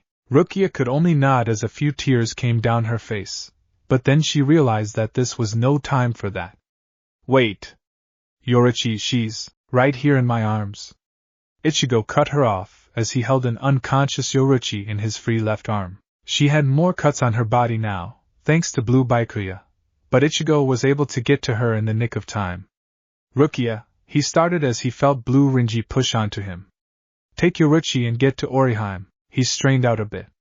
Ichigo may have more strength now, but that didn't make him all-powerful to hold off a bankai with one hand. I was able to heal her a bit before I got Yoruichi, so she should be able to heal you both without passing out. Go! Rukia nodded and resealed her Zanpakyo. She took Yoruichi and left to where Orihime was in the courtyard. Once they were out of harm's way, Ichigo used both hands to push Hyorinmaru off of him. He noticed that he didn't absorb the spirit like he'd done the others whenever he touched their blades. Maybe it only works for their sealed state and shurikais? Ichigo thought to himself as he saw the shocked looks on both fakes' faces. He didn't really think much of it as he was too upset at the fact that these two hurt his girls, and for that, they were gonna pay. Blue Byakuya narrowed his eyes as he examined Ichigo's form. Some of the new parts and colors to him were new, meaning that he had newer Zanpakyos. It seems you've been busy since your untimely death, Kurosaki. Ichigo's answer was to bring out Benihime in her sealed state and get into stance. Blue Rinji recognized the blade and visibly paled. If Ichigo had the Reigai of Kisuke's Zanpakyo, then that means this battle could get even more difficult than before. Blue Rinji prepared himself for a battle while his captain was trying to figure out what all the pieces to Ichigo's body meant. You two are gonna pay. Ichigo spoke in a low tone, causing Blue Rinji to sweat a bit. Ichigo let Benihime glow a vibrant red color before disappearing from sight. The speed was shocking to the two as it was faster than how Ichigo usually was even in his old bankai. They couldn't think too hard on it as Ichigo appeared within Blue Rinji's close perimeter. Sing, Benihime. He swung his sword and an arch of red energy flew from his blade, striking the fake dead on in the chest. The fake flew away a considerable distance as Byakuya tried to summon his blades back to him, but something wasn't right. When he called to them, nothing happened. He turned to where they were supposed to be and saw that the dome that had encapsulated Yoruichi was frozen solid in ice. Blue Byakuya went wide-eyed before hearing something that made him flinch. Shibari, Benihime. Blue Byakuya turned too late as he was captured in some kind of black binding that pinned him to the ground. Ichigo quickly stabbed the net and said in a whisper. Hyasobi, Benihime, Juzutsuneji. The fake of Byakuya tried to use the technique that Yoruichi had taught him as the balls of fire came closer to him, but the bindings restricted it somehow. The last thing he saw was the hardened look in Ichigo's eyes as the fire finally consumed him. The fire shot high into the air and all that was left of the fake was the clothes that quickly turned to ash. One down. Ichigo started as he turned to see where Blue Rinji was only to find that the crater he was in was empty. He sighed in annoyance, as he wanted to make the fake pay for hurting Rukia, but someone must have gotten him while Ichigo was focusing solely on defeating the fake Kichiki clan head. Making sure the Shibari negated the use of Shunpa did take its toll on Ichigo though. He let out a heavy breath and let go of Benihime. The blade disappeared for later use. Ichigo turned to where his three girls were and smiled when they looked fully healed. They were all amazed by his power but were happier just to see him here in the flesh once more. Ichigo smiled to them as he could only think of one thing to say right now. Did y'all miss me? His answer came when all three tackled him to the ground at the same time. Safe to say, he probably had a few bruised ribs by how hard they were squeezing him, but in his opinion, totally worth it. It took some time, but Ichigo was finally able to pry his three girls off of him, much to their dismay, and explain what had happened to him when he was in the precipice world. To say that they were surprised was an understatement to say the least. After they explained the real situation to him on what's been going on since he disappeared, Ichigo was perplexed. It turns out that Kageroza and Nozomi were mod souls of one person. Kageroza wanted to get Nozomi back to merge back with her so they could both inhabit the original body once more and destroy the Soul Society. So, where are they right now? Ichigo asked them as they all stood up. We don't know where specifically, but we're pretty sure he would need a lab to perform the experiment. Yoruichi answered him. That makes the research and development building a top priority, Ichigo. Okay. Ichigo started. Where's Halibel and Nell, by the way? He was concerned for them since he hadn't felt anything from the two since he returned. Neliel is back in the world of the living while Halibel is with Captain Hitsugaya and the rest of the lieutenants planning on defeating Kageroza's Reigai. Rukia answered him. Ichigo nodded as they needed to leave and find the others in the hopes of winning this battle, until a few more presences made themselves known to the fore. They turned to see the Reigai forms of Captains Soifan, Kamamura and Kuratsuchi along with Lieutenants Hisejai and Izuru. The fake stood in front of the four as they looked on in slight shock at the orange-haired teen's survival. It seems you are truly full of surprises, Kurosaki. Blue Soifan started with a sneer as she, much like her original, hated how close the boy was to her own personal goddess. Yep, I'm all kinds of stubborn. Ichigo spoke to her as he saw the four Reigai get into stance. Ichigo summoned Hyorinmaru and got into his own stance. And that's why I won't allow any of what Kageroza's planning to come to fruition. Then it is time that you died for real. Blue Soifan nearly growled out through her teeth. I've always wanted to kill you, Kurosaki. Now, she let out a chuckle and a smirk. I get to fulfill that desire. We will take him together. Blue Kamamura started as he glanced over to the readying lieutenants, and noticed that the mad scientist was going to observe from afar. Hisejai, you take the left. Blue Soifan didn't bother to listen as her eyes began to spark violently, as she saw Yoruichi standing next to the boy. It angered her that this human was able to take her goddess heart, so she wanted to rip his out herself. Using Shunpa, she flashed towards Ichigo quickly, ignoring the planning that Blue Kamamura had started, and was within range in seconds. She went to strike with her sealed Zanpakyo only for it to be blocked by Ichigo's Hyorinmaru. Yoruichi acted quickly and kicked Blue Soifan away and decided to deal with her herself. Ichigo then decided not to waste any time as he fired a large ice dragon at the group, causing them to scatter. Once they did that, he fired off a powerful ball of snow towards Blue Izuru at impressive speeds. The fake didn't have enough time to dodge it, so he used his shuriken as a makeshift shield to absorb most of the blast. He still felt the cold chill and the force of the attack as he was forced to the ground, but he soon stood up, ready for a fight. He wouldn't have to wait long as Ichigo appeared in front of him in a literal nanosecond and delivered a powerful slash with both Kaiten Kaikatsu blades in an X pattern that completely destroyed the fake. Blue Kamamura growled as he summoned his bankai in the hopes of defeating the teen quickly. Ichigo smirked to himself. Perfect.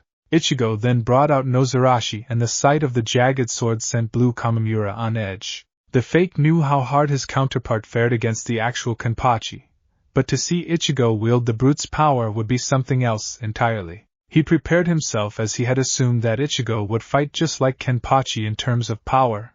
Big mistake. Drink, Nozarashi! Ichigo shouted out as the yellow energy flared once again and swirled around him, causing everyone there to stare in shock at what they were seeing. Ichigo then stood there with the large cleaver resting upon his shoulder once again, and looked straight towards the stunned, fake captain. Blue Kamamura had no clue how the team did it, but somehow he reached heights of power Kenpachi would have never achieved and had the spirit energy to back it up.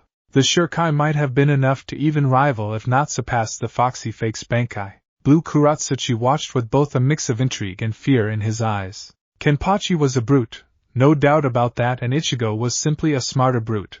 But mix those two things together, and you get an adversary that is leaps and bounds ahead in power. Now that the teen has figured out Kenpachi's shuriken, however, that makes him even more powerful with the brute's blade. Knowing that even if he stepped in would be more a detriment than an advantage, Blue Kuratsuchi left the battle in order to inform his leader on this recent development. While this was going on, Blue Hisejai watched in both awe and fear at this display of power. There was no way he could even make a dent into anything Ichigo had right now, and the fake knew it. Thinking quickly, he looked over and Rukia and Orihime, also in a state of shock, and decided to use this to his advantage with one goal in mind. Capture one of them, and Ichigo will submit. Moving as fast as he could, Blue Hisagi rushed towards the two distracted girls, Zanpakyo in hand, and went for a swing that Rukia would most likely attempt to block or evade. Imagine his surprise though when Ichigo's hand grabbed at his blade with no resistance whatsoever. Thanks for that. Ichigo smirked to him as the light teal energy encased him much like the others. In Ichigo's inner world, he stood atop one of his skyscrapers and watched as a set of dark ones with broken glass appeared off in the distance. Ichigo smirked as he saw this and caught the glimpse of his other spirits on their own buildings watching alongside him. Ichigo nodded to them as they nodded in return, and he leapt towards his newest spirit. When he landed, Ichigo immediately had to dodge as the familiar scythe-like weapon held together by a chain. Ichigo saw the familiar tall and thin spirit standing there panting hard in anger. His dark skin along with the red outline ever present as well as the black pieces of clothing he had on his neck, wrists, and the pants. Ichigo smiled as the spirit pulled the chain hard in hopes of decapitating the brat that somehow brought him here. He grinned as the spinning blade came closer and closer to Ichigo, hoping that this would work. No such luck as Ichigo ducked under it and looked towards the spirit once more. "You can stop that now, Kazushini," the teen said in a calming tone. Like before, the pain came to them both and vanished just as fast as it arrived. "I must be getting used to this," Ichigo said to himself as he looked to the calmed Kazushini. Said spirit grinned himself and placed one of the scythes on his shoulder. "This is gonna be fun." Ichigo awoke outside of his inner world and broke through the energy containing him. He now had a tint of red in his hair and a dark bracelet on both his wrists. The blade was in his left hand and ready for a battle with a host who appreciated battle. Both fakes stood back as Ichigo then spoke the words that the real Hisagi had always spoke in dire situations, all while still holding the massive cleaver on his right shoulder. "Reap, Kazushini!" In a flash of light teal, Ichigo summoned the long chain and scythes of Kazushini. While one was within his left hand, the chain wrapped around his shoulder, and the other scythe hung off him. Blue Hisagi paled as he could no longer feel his Zanpakyo spirit, or anything from his blade for that matter. He gritted his teeth and quickly backed away to the imposter captain. "This isn't going our way, Captain." He spoke up as he flinched a little at seeing the grin on Ichigo's face.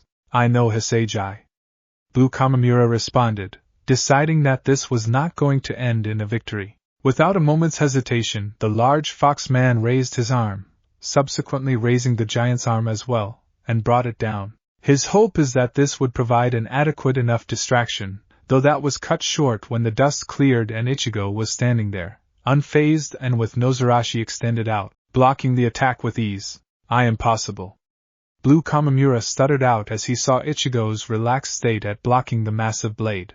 Rukia and Orihime were also stunned by how strong Ichigo was to not only hold such a large weapon in his hand, but to also stop the giant's sword as well. The fight between Blue Soifan and Yoruichi also stopped once they saw what Ichigo did. The fake captain paled, seeing how effortlessly the boy managed to stop the attack, and shuddered when he briefly turned his attention to her. Acting out of fear, Blue Soifan retreated much to the chagrin of Yoruichi. Ichigo smirked when he saw the petite, fake captain retreat, and turned his attention back to the last two.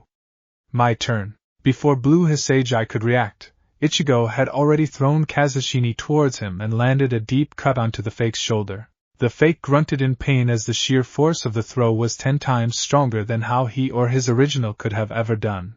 Ichigo then pulled back on the chain, calling the spinning scythe back and having it land a devastating slash onto Blue Kamimura's back. The foxman yelled in pain as his focus shifted briefly to his injury. That was all the time Ichigo needed as he raised Nozarashi up, pushing the giant's blade off of him, and rushed forward toward the captain. Blue Kamimura reacted as fast as he could by throwing his fist out towards the attacking team, but something was wrong. When he turned to his left, he saw that some sort of dark substance was holding onto his arm from his shadow. He widened his eyes as he turned around just in time to see Ichigo raise the large cleaver up and bring it down upon him. Try as he might, the Reigai could not stop the attack in time and was cut down by the team. He turned into dust after. Blue Hisagi saw the whole thing and decided to use the massive giant's collapsing form as cover for his escape. He didn't get far as Ichigo had once again thrown Kazushini towards him, but this time the chain wrapped around the Reigai and Ichigo pulled him towards himself. Now then, Ichigo started as his girls stood beside him as he smiled towards them, and then looked back to the fake. Where's Nozomi? After Ichigo took care of the Reigai, he and the girls all left the area to rendezvous with anyone else still on their side in stopping Kageroza. Thanks to what they learned from the fake Hisagi before Ichigo destroyed it, they at least had an idea of where Kageroza would be. After moving for a good few minutes across the rooftops, Orihime on Ichigo's back the whole time, they ran into a few more familiar allies. Renji, Chad, Yuria! Ichigo yelled out to get their attention. The three looked up from their position and saw to their surprise and relief, Ichigo and the girls landing next to them. After explaining where Ichigo's been the entire time, Renji brought them up to speed on everything. From what Kisuke's been able to find out, Kageroza needs Nozomi alive in order to merge with her. Merge with her? Ichigo asked as he placed Orihime down. What do you mean by that, Renji? Kisuke said something about the both of them being two parts of one body, and if they merge, the one they become will be nearly unstoppable. Renji finished up. The only thing is we don't know where the two of them are. Yuryu spoke up next. Yoruichi crossed her arms under her chest. Fortunately, we do. The three looked to her before looking back towards Ichigo for answers. There's a lab deep underground near Squad 5. That's where Kageroza makes his Reigai and most likely where Nozomi will be. He turned to Yoruichi. Can you find anyone still able to fight and get them ready to move? Kageroza won't be expecting us to find this lab, and we need to keep it that way. Yoruichi smirked. You got it, Ichigo. She turned to leave only to be grabbed by the waist and turned around into a searing. She returned it with gusto. While the guys were a bit uncomfortable with this situation, the girls swooned a bit. Ichigo let her go much to her dismay as he smiled towards her. Be careful out there. He let her go as she stumbled back a bit before nodding dumbly, and using Shunpa to get the others. What was that all about? Renji asked as he watched the whole interaction. Just wishing one my girls good luck. The orange-haired teen answered as he turned back towards his friend with a smirk. She'll go and rally the others for a distraction. Yuri was surprised by that. So that we can go and stop Kageroza at his most vulnerable. Ichigo nodded to him as the Quincy of course figured it out quickly. That's a pretty smart plan, Ichigo. Who would have thought you could make any? Ichigo huffed for a moment, but before he could retort, a large explosion rocked the entire Suryaidai. The group looked towards the source and saw the reasoning behind it. A massive fireball shot up from whatever it was that created said explosion. It looked to be close towards the Sokaika hill along with a faint pillar of fire not too far off. Well damn. Ichigo spoke up as he watched it all with his friends and his girls. Seems like a party is starting, so, let's go and crash it. The others nodded and took off once more to confront Kageroza. As the group made their way towards Sokaika hill, they could hear the sounds of battle going on all around. It would have to wait as they made their way over towards the hill and could see the faint visage of Kageroza standing proudly while watching the chaos throughout the Suryaidai. The group of Ichigo, Renji, Chad, Yuryu, Orihime still on Ichigo's back, and Rukia rushed down to see Kageroza, weapon in hand, grinning straight at them. Ah, Kurosaki. He spoke, seemingly amused with seeing the former substitute. Why am I not surprised to see that you're still alive? Orihime got off of Ichigo's back and stood back in a defensive manner, ready for anything. The others readied themselves as well as they knew that this would be a hell of a fight coming their way. Ichigo stood tall as he stared Kageroza down in realization. You fused Nozomi and that other Kageroza together, didn't you? It was more of a statement than a question as Ichigo narrowed his calculating eyes upon the man. Kageroza continued to grin to the group, only now it was more manic as he began to cackle in delight. This took the group by surprise, except for Ichigo who just continued to glare at the man. Ichigo had a feeling this may be an outcome. If Nozomi was already captured by Kageroza, then saving her would have been in vain by this point. Whoever this man was before he split himself into those two, Nozomi and Kageroza, he was once again whole, and that could only mean one thing. Nozomi is gone now, isn't she? Ichigo spoke with a steel edge in his voice that took his friends and his girls by surprise. The man in front of them stopped his near-insane laughter and grinned once more to the group. Yes, he started, never taking his eyes off of Ichigo, she is. That was all Ichigo needed to hear for confirmation before vanishing in an instant. He appeared in front of the man, Nozarashi drawn, and swung down only for the man to block him with his weapon. Ichigo glared down at the man as they began to engage in battle. The group watched in amazement as Ichigo's speed was on a whole other level now. 1 minute he was standing next to them, the next he was already engaging the man in battle. Not wanting to stand around doing nothing, Urahara looked towards the rest. We need to help Ichigo out. I don't think his powers will be able to defeat Kageroza. The Quincy spoke up. Why wouldn't it? Renji started, confused by Urahara's statement. He's essentially a walking army at this point. Urahara shook his head. That may be so, but remember that Kageroza's ability with his Zanpakyo is to encapsulate and redistribute any attack sent his way, meaning that Ichigo wouldn't be able to get a clean shot off of him. Rukia said with wide eyes as she looked to the ensuing battle and saw that true to what Urahara stated, Kageroza was redirecting everything Ichigo was giving him. Both she and Orihime were worried for the man they loved as he kept trying to find some sort of way to get past Kageroza's ability. If he still had his hollow powers, then maybe this would be different. The young Quincy continued, gaining everyone's attention once more. What do you mean, Urahara? Orihime asked as she had to hold up her shield in front of the group to block a massive shockwave of ice from the battlefield. If Kageroza was able to absorb energy from Soul Reapers and even mine and Chad's power, I don't doubt that he accounted for all of us to join the fight. Urahara yelled out amidst the shockwaves. But Ichigo was a total unknown to his plans since he was powerless at the time and also had hollow powers on top of his Soul Reaper powers. That was why Kageroza tried so hard to get rid of Ichigo in the Precipice world, but since Ichigo's powers no longer are hollow-like and imitating other Soul Reapers, he's vulnerable like us. The shockwaves finally subsided as they watched and saw Ichigo standing away from the man and on one knee. The man was further away and standing tall with a smug grin plastered on his face. They could tell that this was not good for them as Ichigo was struggling to land a decent attack on the man. If this continued on, then all would be lost. Renji gritted his teeth and stood tall. Then let's even the playing field. Bankai. Renji released his bankai in the usual explosion of power that clouded everything. The man looked over with an uninterested stare as the large bone weapon approached him fast. With a simple twirl of his weapon, he absorbed the attack like all the others beforehand.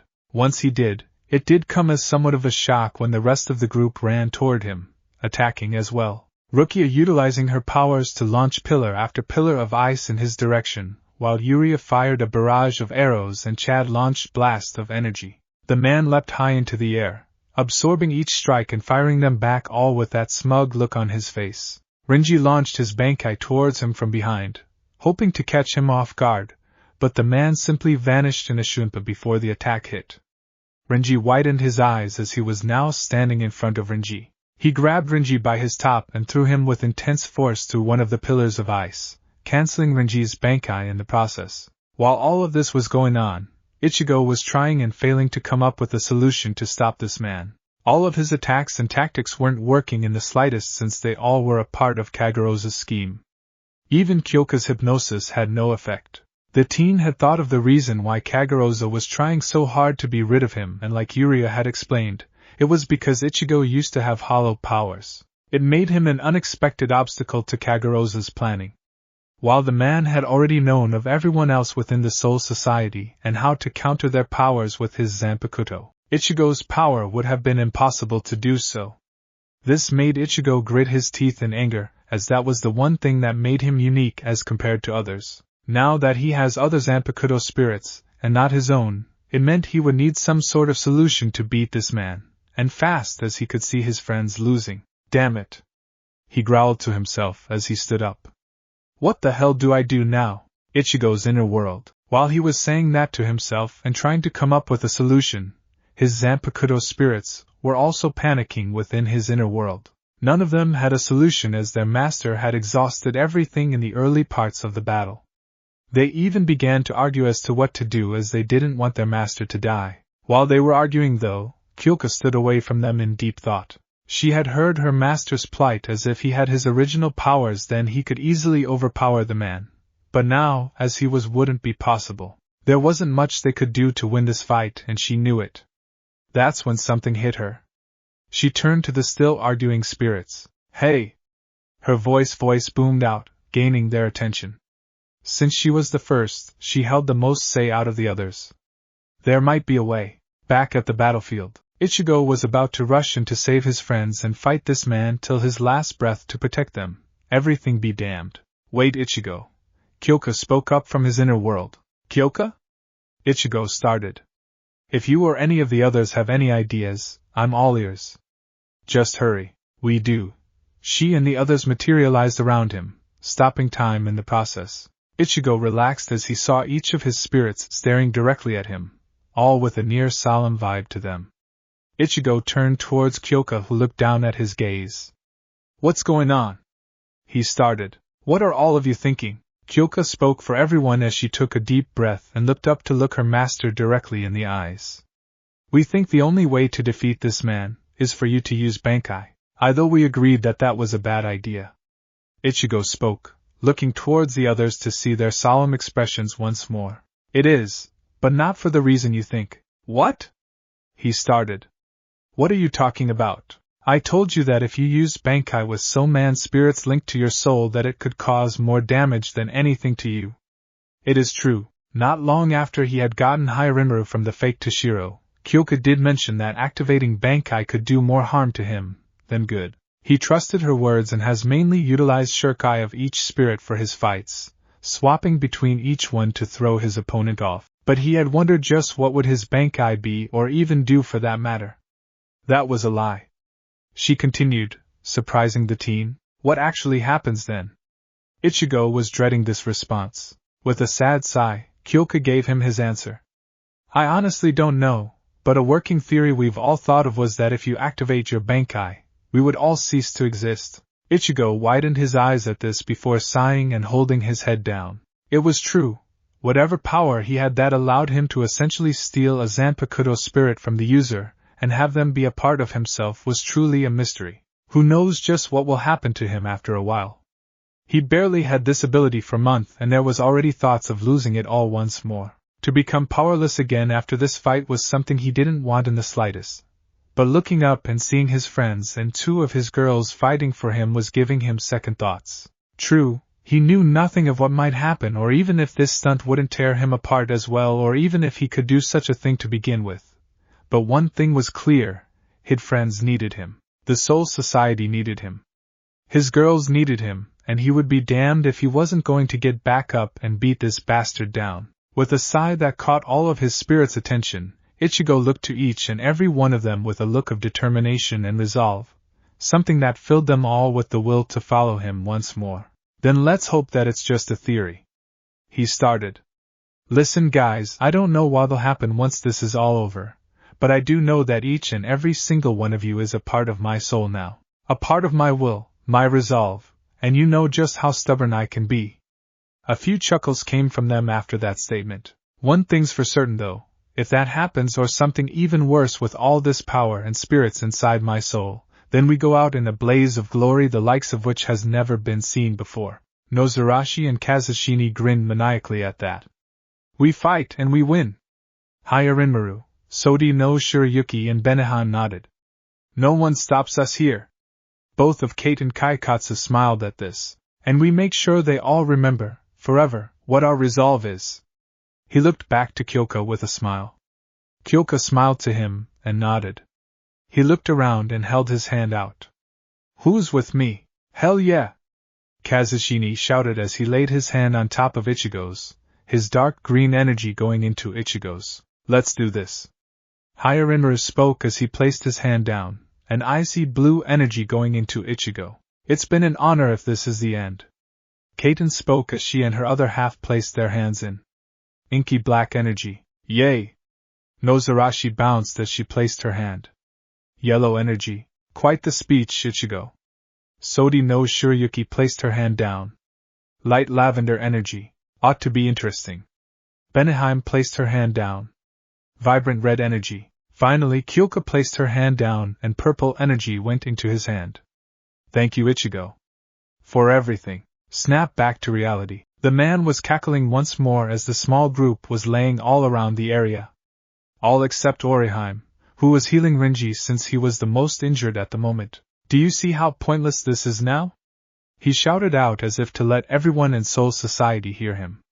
Only those with true power need no one with them to weigh them down. I have true power and I have the will to do what needs to be done to this wretched place.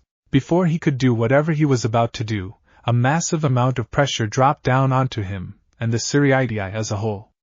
He turned to find the source and saw Ichigo building up his energy. All around the Suigetsu, everyone stopped their fighting, even the Reigai. Ranjaku and Yoruichi recognized this particular release of energy, and quickly rushed as fast as they could through the intense pressure to reach him. At that moment, both Halibel and Nilio had returned with the real Toshiro and also rushed off as well. Back on the Sokaiku hill, the man was staring in awe of the amount of energy Ichigo was releasing. If anything, this power rivaled the head captains in sheer, raw energy alone. Was the team planning to launch a final attack towards him? No, this was different in a way. This was a gathering of energy he had never seen before. Ichigo was glowing with all of the various energies he had currently, and stood in place with none of his Zanpakutos in hand. He didn't know what would happen, but one thing was for sure, he was gonna kick this guy's ass all over this hill. After several more seconds of gathering this energy, it suddenly stopped, as did the pressure around them all. Ichigo stood tall and looked up directly at the man, eyes shining a brilliant blue, and with one word, turned the tide of this whole battle. Bankai. That one word echoed throughout the whole of the Suigetsu as an explosion of power emanated from the Sokaiku. The various colors that once were vibrant and full of certain spiritual energy was now replaced by a sea of black energy with a myriad of different colors highlighted all around it. The black energy flew high into the air, causing everyone to marvel in awe at its sheer size and horrible beauty, as the feeling of this energy was all too familiar to everyone. The black energy swirled high into the sky, destroying the domed barrier in its wake with ease as it rose higher and higher. As it continued to rise, the man looked on in slight fear, as he had never seen anything like this before. This energy far surpassed the head captains in power, and did not feel like any of the previous energies that Ichigo had been using previously. No, this felt dangerous, darker, sinister even, and deadly. The man watched it, this bad omen of sorts, and could not look away. How was this human able to have such power? Power like this should not exist the way that it does. While this was going on, Yoruichi, Ranjaku, Halibel and Nilio arrived near the group, as they also watched in awe at what they were seeing.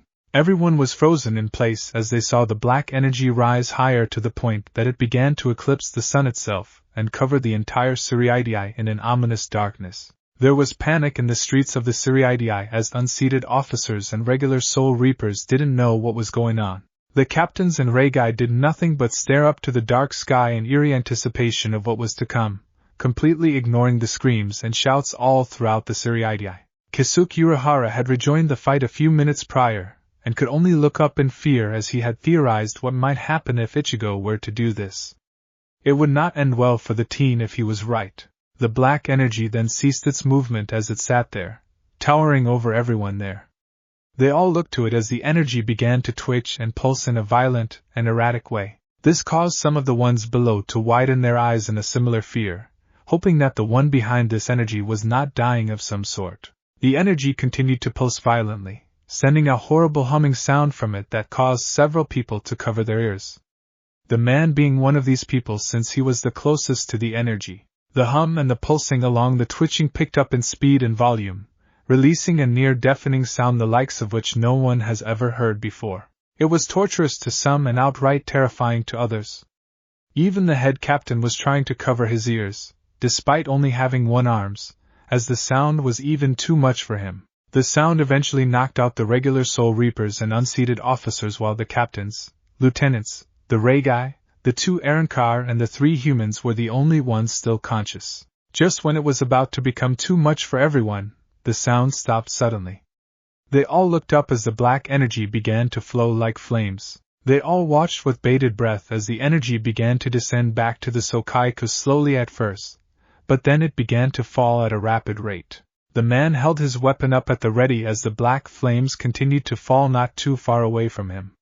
The sun began to shine down once more, but seemed considerably darker than usual. The flames finally fell completely and covered the grounds of the hill in darkness. The man jumped up as to not get caught in it while the others were about to do the same, until the flames stopped mere feet away from them. From this close, they could see very clearly that various colors were actually resonating along the edges of the flames.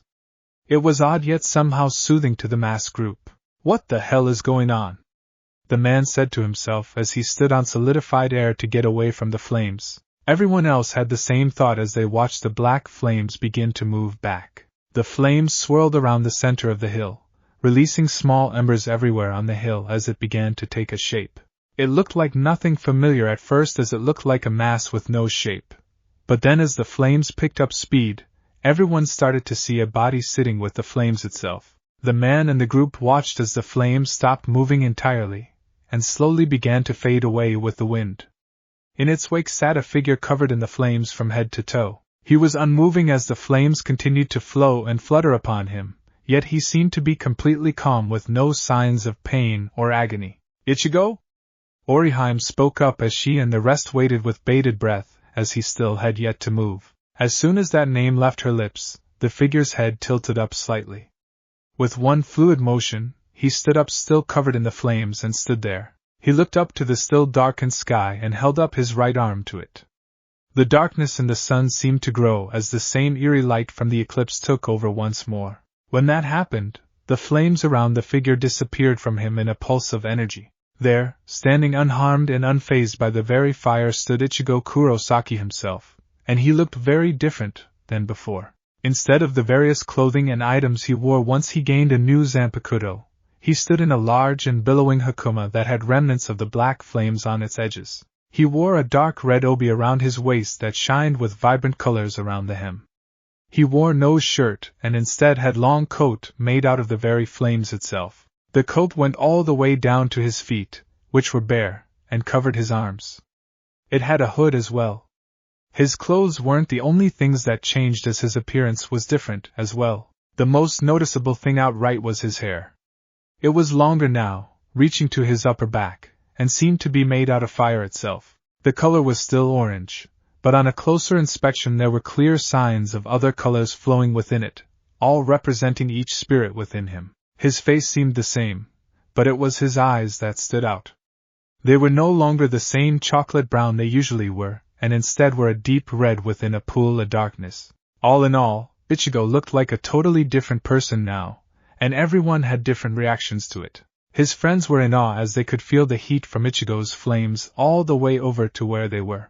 Renji, Chad and Yuri were completely flabbergasted by the sight of their friend and could only hope that he could defeat the man and stop all of this madness. The girls, on the other hand, looked to Ichigo with pure wonder in their eyes as they saw him standing tall like always. He looked strong, stronger than ever before, and stood with an air of pure confidence and conviction that they had never seen before. In a way, he looked much hotter than before, and for a few of them the pun was intentional. The man standing high above could only stare down and seethe as he couldn't tell what this power was. It was totally different from before and felt too dense for anyone normal.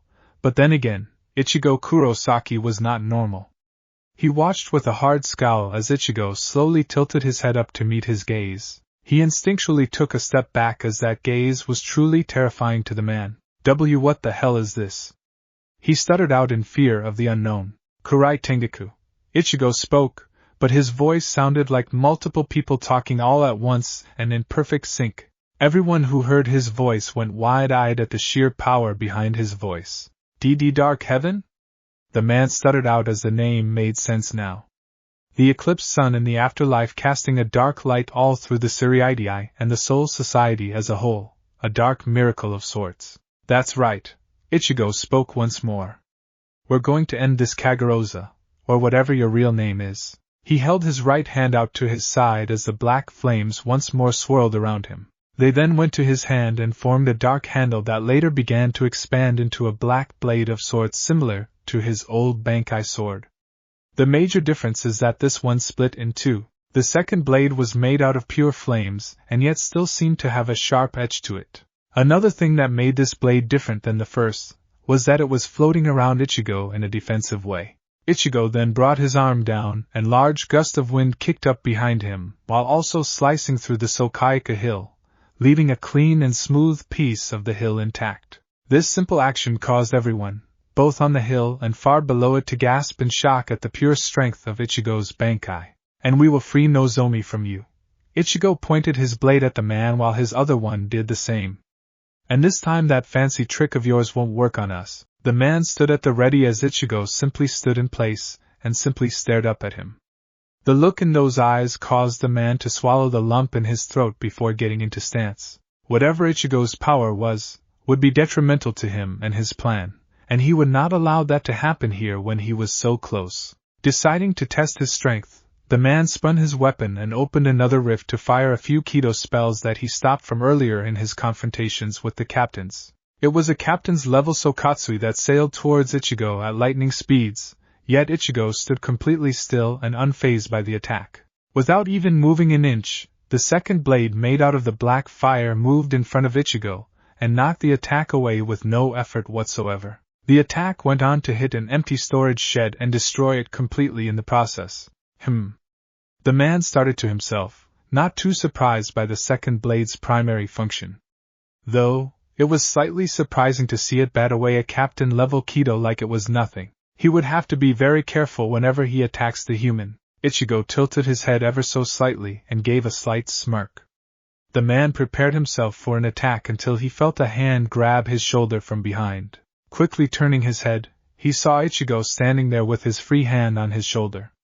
Before the man could even say anything or react, Ichigo threw him to the ground with a tremendous amount of force. Everyone watching were completely stunned by what they just saw, especially since Ichigo seemed to now be in two places at once somehow. How? Urahara stated with his mouth agape. I've heard of this method of speed being used by an errand before back in Las Noches. Yoruichi started as she had read a report from Byakuya of his encounter with the 7th Espada back during the Winter War. She was impressed by the errand speed but mainly read it to tease Byakuya on the fact that he used her technique to save himself during said fight. It may seem that Ichigo is in two places at once, but that must be because of his insane speed now more than anything else. No. Halibel spoke and got everyone's attention. Zamari's speed was impressive and far surpassed most of ours outside of our resurrections, but whatever Ichigo is doing is not based on his speed. What do you mean?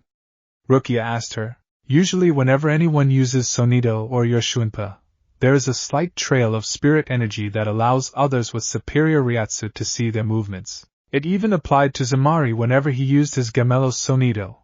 I could still see that trail. With Ichigo though, she paused and looked back up to the Ichigo in the air and then back to the one on the ground. It's almost like there are two of him instead of one using the Gamello's Sonido. Almost like a clone.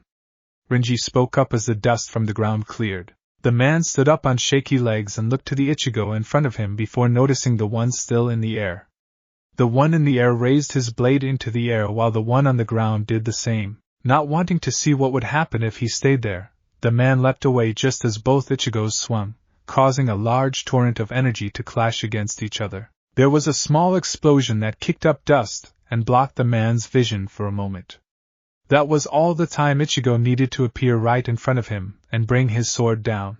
The man held his weapon up and blocked the strike, though the sheer force and power behind that one move caused a crater to form at his feet. While he used both hands to hold his weapon to block, Ichigo was only using one hand the entire time. Tell us, Ichigo started in those voices once again.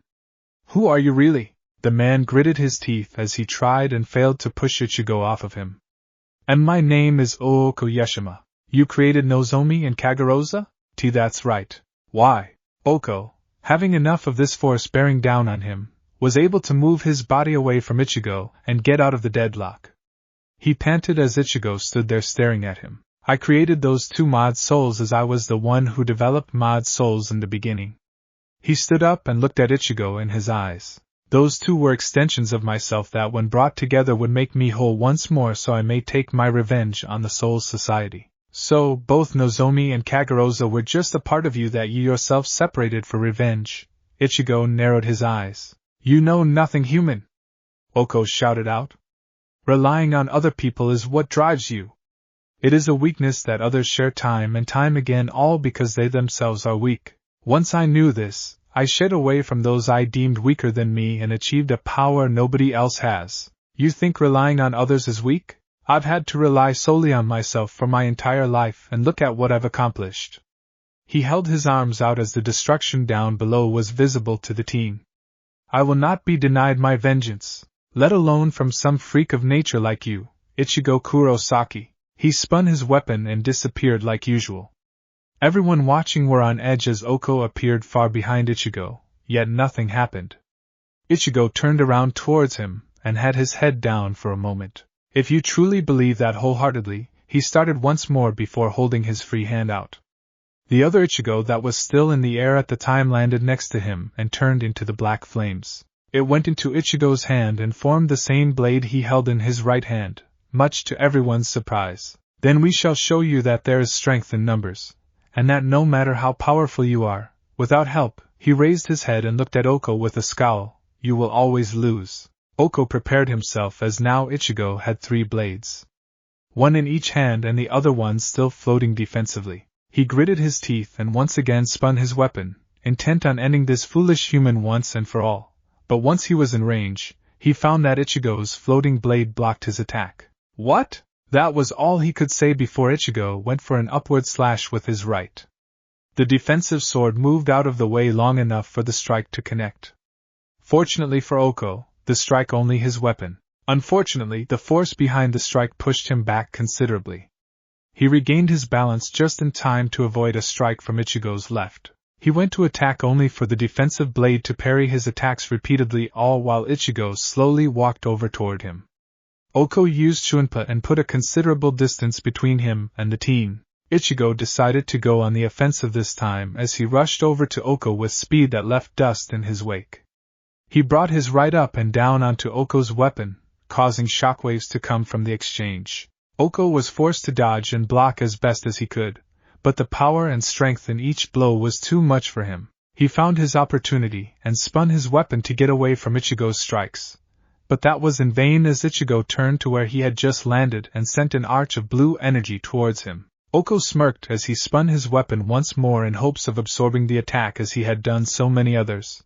But he realized too late that he couldn't absorb it for some reason. He instead blocked it as best as he could before spinning his blade once more. This time he appeared behind Ichigo and attempted to bypass the defense sword with his speed, but that was not the case as the floating blade stopped him. The next thing it did terrified Oko while causing everyone else to stare in shock and awe once more. The blade turned into an arm made out of the black flames and grabbed onto Oko's weapon tightly. "We were waiting for this moment," Ichigo spoke as he turned around showing glowing red eyes. Suddenly, the pressure descended upon the man intensely and spread out through the entirety of the Suigetsu. Everyone watched with bated breath of just what was going to happen next. "What are you?" Oko didn't get far as Ichigo brought both blades together to form one and black flames seemed to explode high into the air from the blade. "Let go!" Oko shouted out as he tried to free his weapon from the arm's grasp to no avail. The flames grew and even the very fire that formed Ichigo's hair did the same, coating the dark flame with an orange hue. "Let go! Goodbye, Oko," Ichigo started as he brought his blade down. Getsuga Tenshu. The explosion that resulted from Ichigo bringing his blade down was nothing short of a spectacle. The entirety of the Suigetsu was utterly rocked from the sheer force and Ryatsu released from Ichigo's attack. Everyone watching from the round level had to brace themselves as the force from the attack reached them and even further beyond, causing a few to fly back. Even the captains and Reigai were struggling to stay upright from the force of the attack. There was a large black fire that spread throughout most of the hill and reached high into the air, so high in fact that it destroyed the dome above and rose even higher. This lasted for only a few seconds, but for most it felt like an eternity. On the hill Orihime was trying her best to shield everyone from the force of the explosion, and was being fed energy by Yoruichi and Halibel to keep the shield up for them. Once the explosion and subsequent force ended, there was a large crater that stretched to nearly all ends of the hill, and was at least 20 or so meter deep. In the center of it all was Oko Yeshima laying there with several burn marks all over him, and his weapon broken beyond belief. He was laying there on the ground as smoke covered the entire area and some parts of the crater being completely smooth like glass. Ichigo stood on solidified air where the ground below him used to be.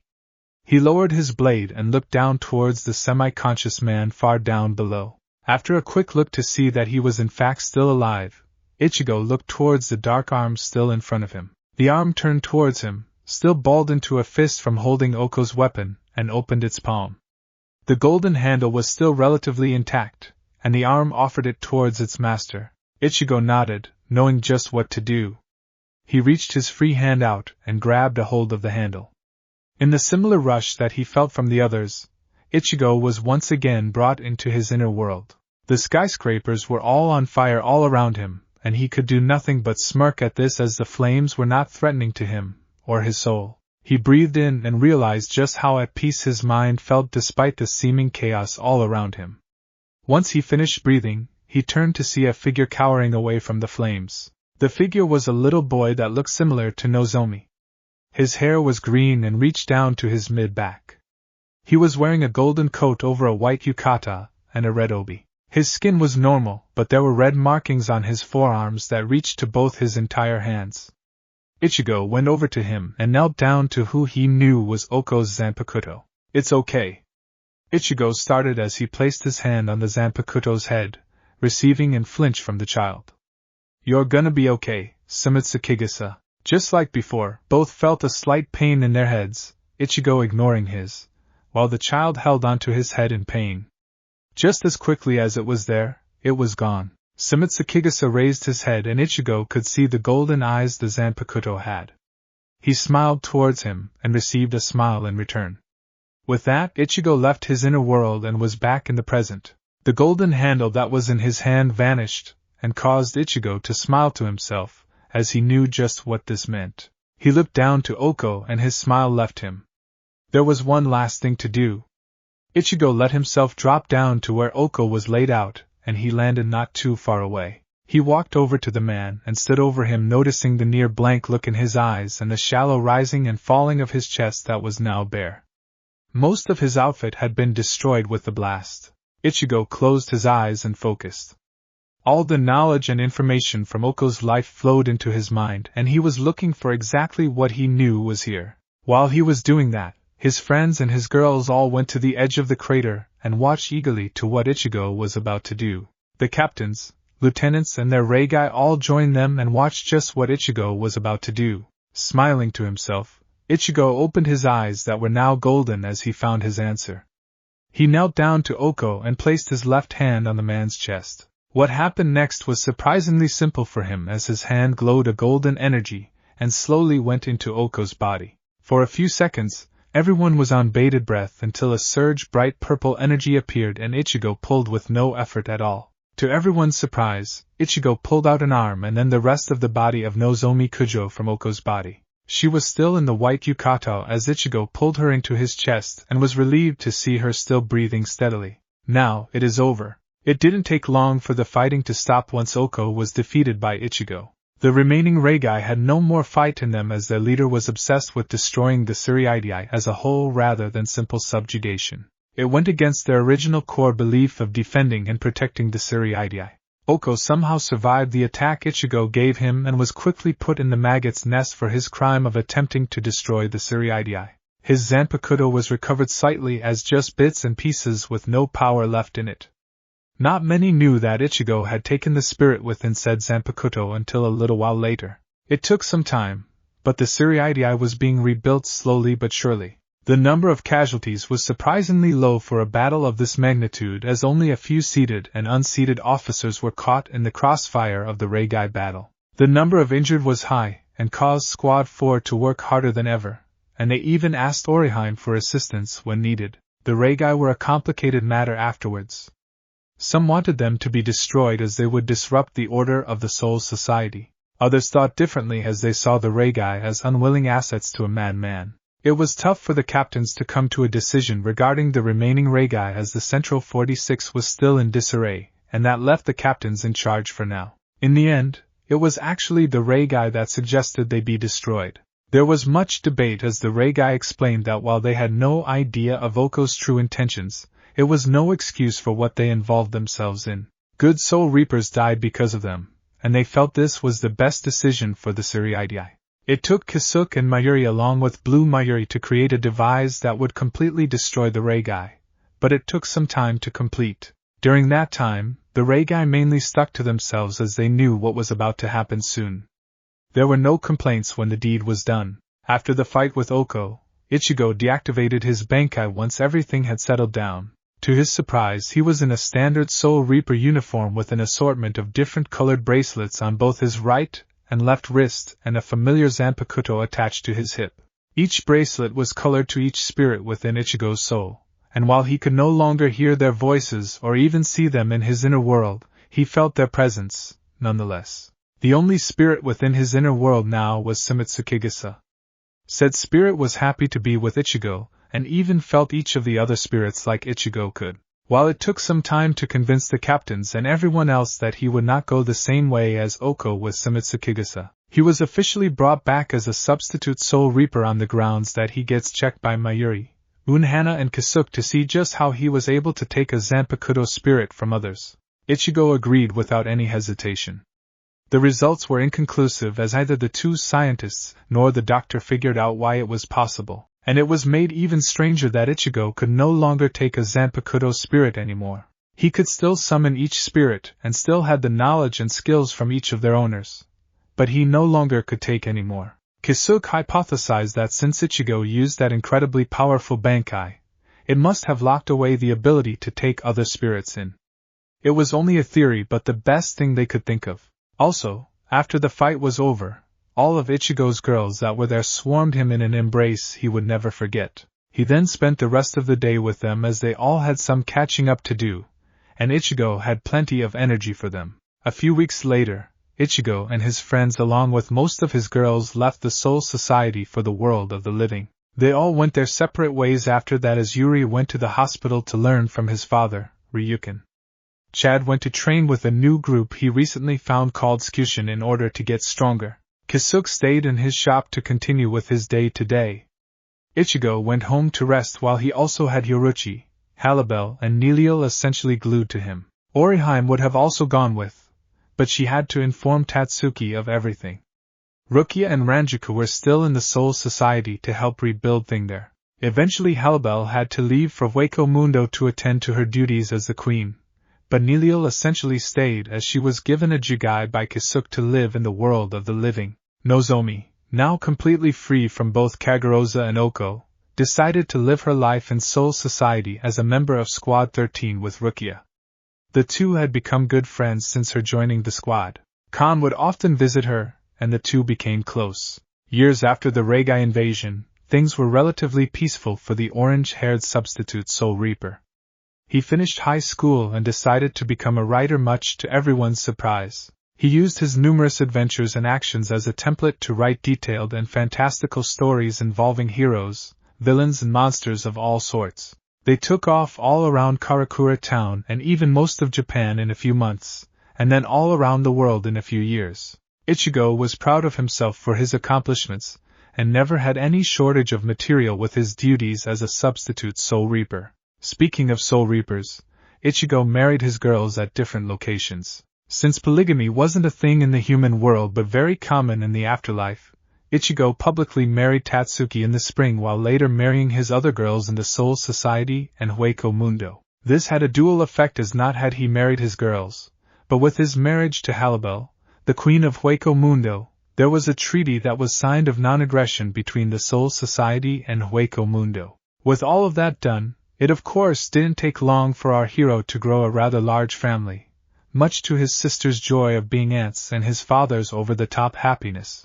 The first to give birth was surprisingly Yoruichi, as she gave birth to a boy with her skin tone and hair color but Ichigo's eyes. He was named Hoshi after the bright stars and sky on his birth. Next was Orihime, as she also gave birth to a boy with orange hair and eyes. He was named Sora after Orihime's brother. After Orihime was Nilil, who had a daughter. She had fair skin, aqua-green hair like Nilil and brown eyes like Ichigo. She was given the name Misaki after Ichigo's late mother. Next was Halibel, who also had a daughter with her skin tone and Ichigo's hair color and eyes. Her name was Aiko. Tatsuki was next when she had a boy with her hair color and eyes. He was given the name Michio. Rukia was next. She gave birth to a boy with her hair but Ichigo's eyes and defining facial features. She named him Kaien after her mentor. Last was Ranjaku, who actually wanted to hold off on having a child as it would, in her words, ruin her beautiful figure. Ichigo and the others were able to convince her easily one night, and 9 months later she gave birth to twins. One a boy with orange hair and icy blue eyes she named Jin after her first love, and the other a girl orange hair and brown eyes named Ruri. Ichigo loved all of his children and cherished them to this day. Of course, they would develop powers a few years later. Michio and Sora developed their Soul Reaper powers fairly quickly, being able to summon their Zanpakutos at will, and even had a little Quincy power there for good measure. Misaki and Aiko were easily able to achieve their Resurrection forms in a fairly short time once they could summon their Zanpakutos. They didn't have mask fragments but rather were able to summon their own masks-like Vizard instead. As for Hoshi, Kaien, Jin and Ruri, they were able to manifest and talk to their Zanpakuto spirits quickly and were trained differently. Kaien by the Kachiki clan and Byakuya personally. Hoshi by the Shihoin clan as well as their uncle Yashiro, the current clan head, and surprisingly enough Soifan. Finally, Jin and Ruri were trained by Toshiro, Yukitake and Kyoraka as they both had 2 Zanpakuto each. Now Ichigo was sitting on a porch in the Kachiki manor, as he watched the stars in the brilliant night sky. Today was a rather eventful day as Hoshi and Sora raced each other all over the Suriidai.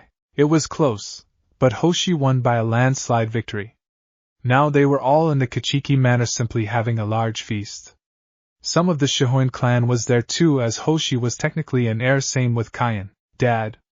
Ichigo turned from the sky to see Ruri and the rest of his kids walking over towards him. Hey. Got tired of the good food back there? He joked. Actually, we were wondering if you had another story to tell us. Michio asked his father as they all sat around him. They enjoyed hearing his tales of his battles and life before they were born. Ichigo chuckled a bit under his breath. Alright. Let me tell y'all the time I fought and beat Kenpachi when I was a teenager. Whoa! Sora exclaimed with stars in his eyes. You beat Mr. Kenpachi when you were a teenager, Dad? Ichigo scratched the back of head sheepishly, as he knew Kenpachi loved to lightly spar with some of his kids every now and then. Yep. Wasn't easy by any means, but I was able to. Ichigo stopped as he felt something foreign to him. He looked round for a second, confusing his kids for a moment, until a brief flash caught everyone's attention. Ichigo stood up with his kids following suit. They stood behind their father, as he summoned Sumitsu Kigasa to his side. The flash ended and a tear in reality with a bright white light and an orange edge appeared. Okay. Ichigo started as he got ready to see if someone came out. This is new. He was about to say more when he suddenly felt himself being pulled into the tear. He planted his foot to hold himself, but the force was too much and pulled him inside rather quickly. The tear disappeared before the kids could react. Dad, thanks for watching this video. You really enjoy this video. Like, subscribe, and comment down below, and turn on that bell notification. Don't forget to support and follow Stringed Man for writing that awesome fanfic, and also make sure to comment on this story, link in the description. See you in the next video. Goodbye.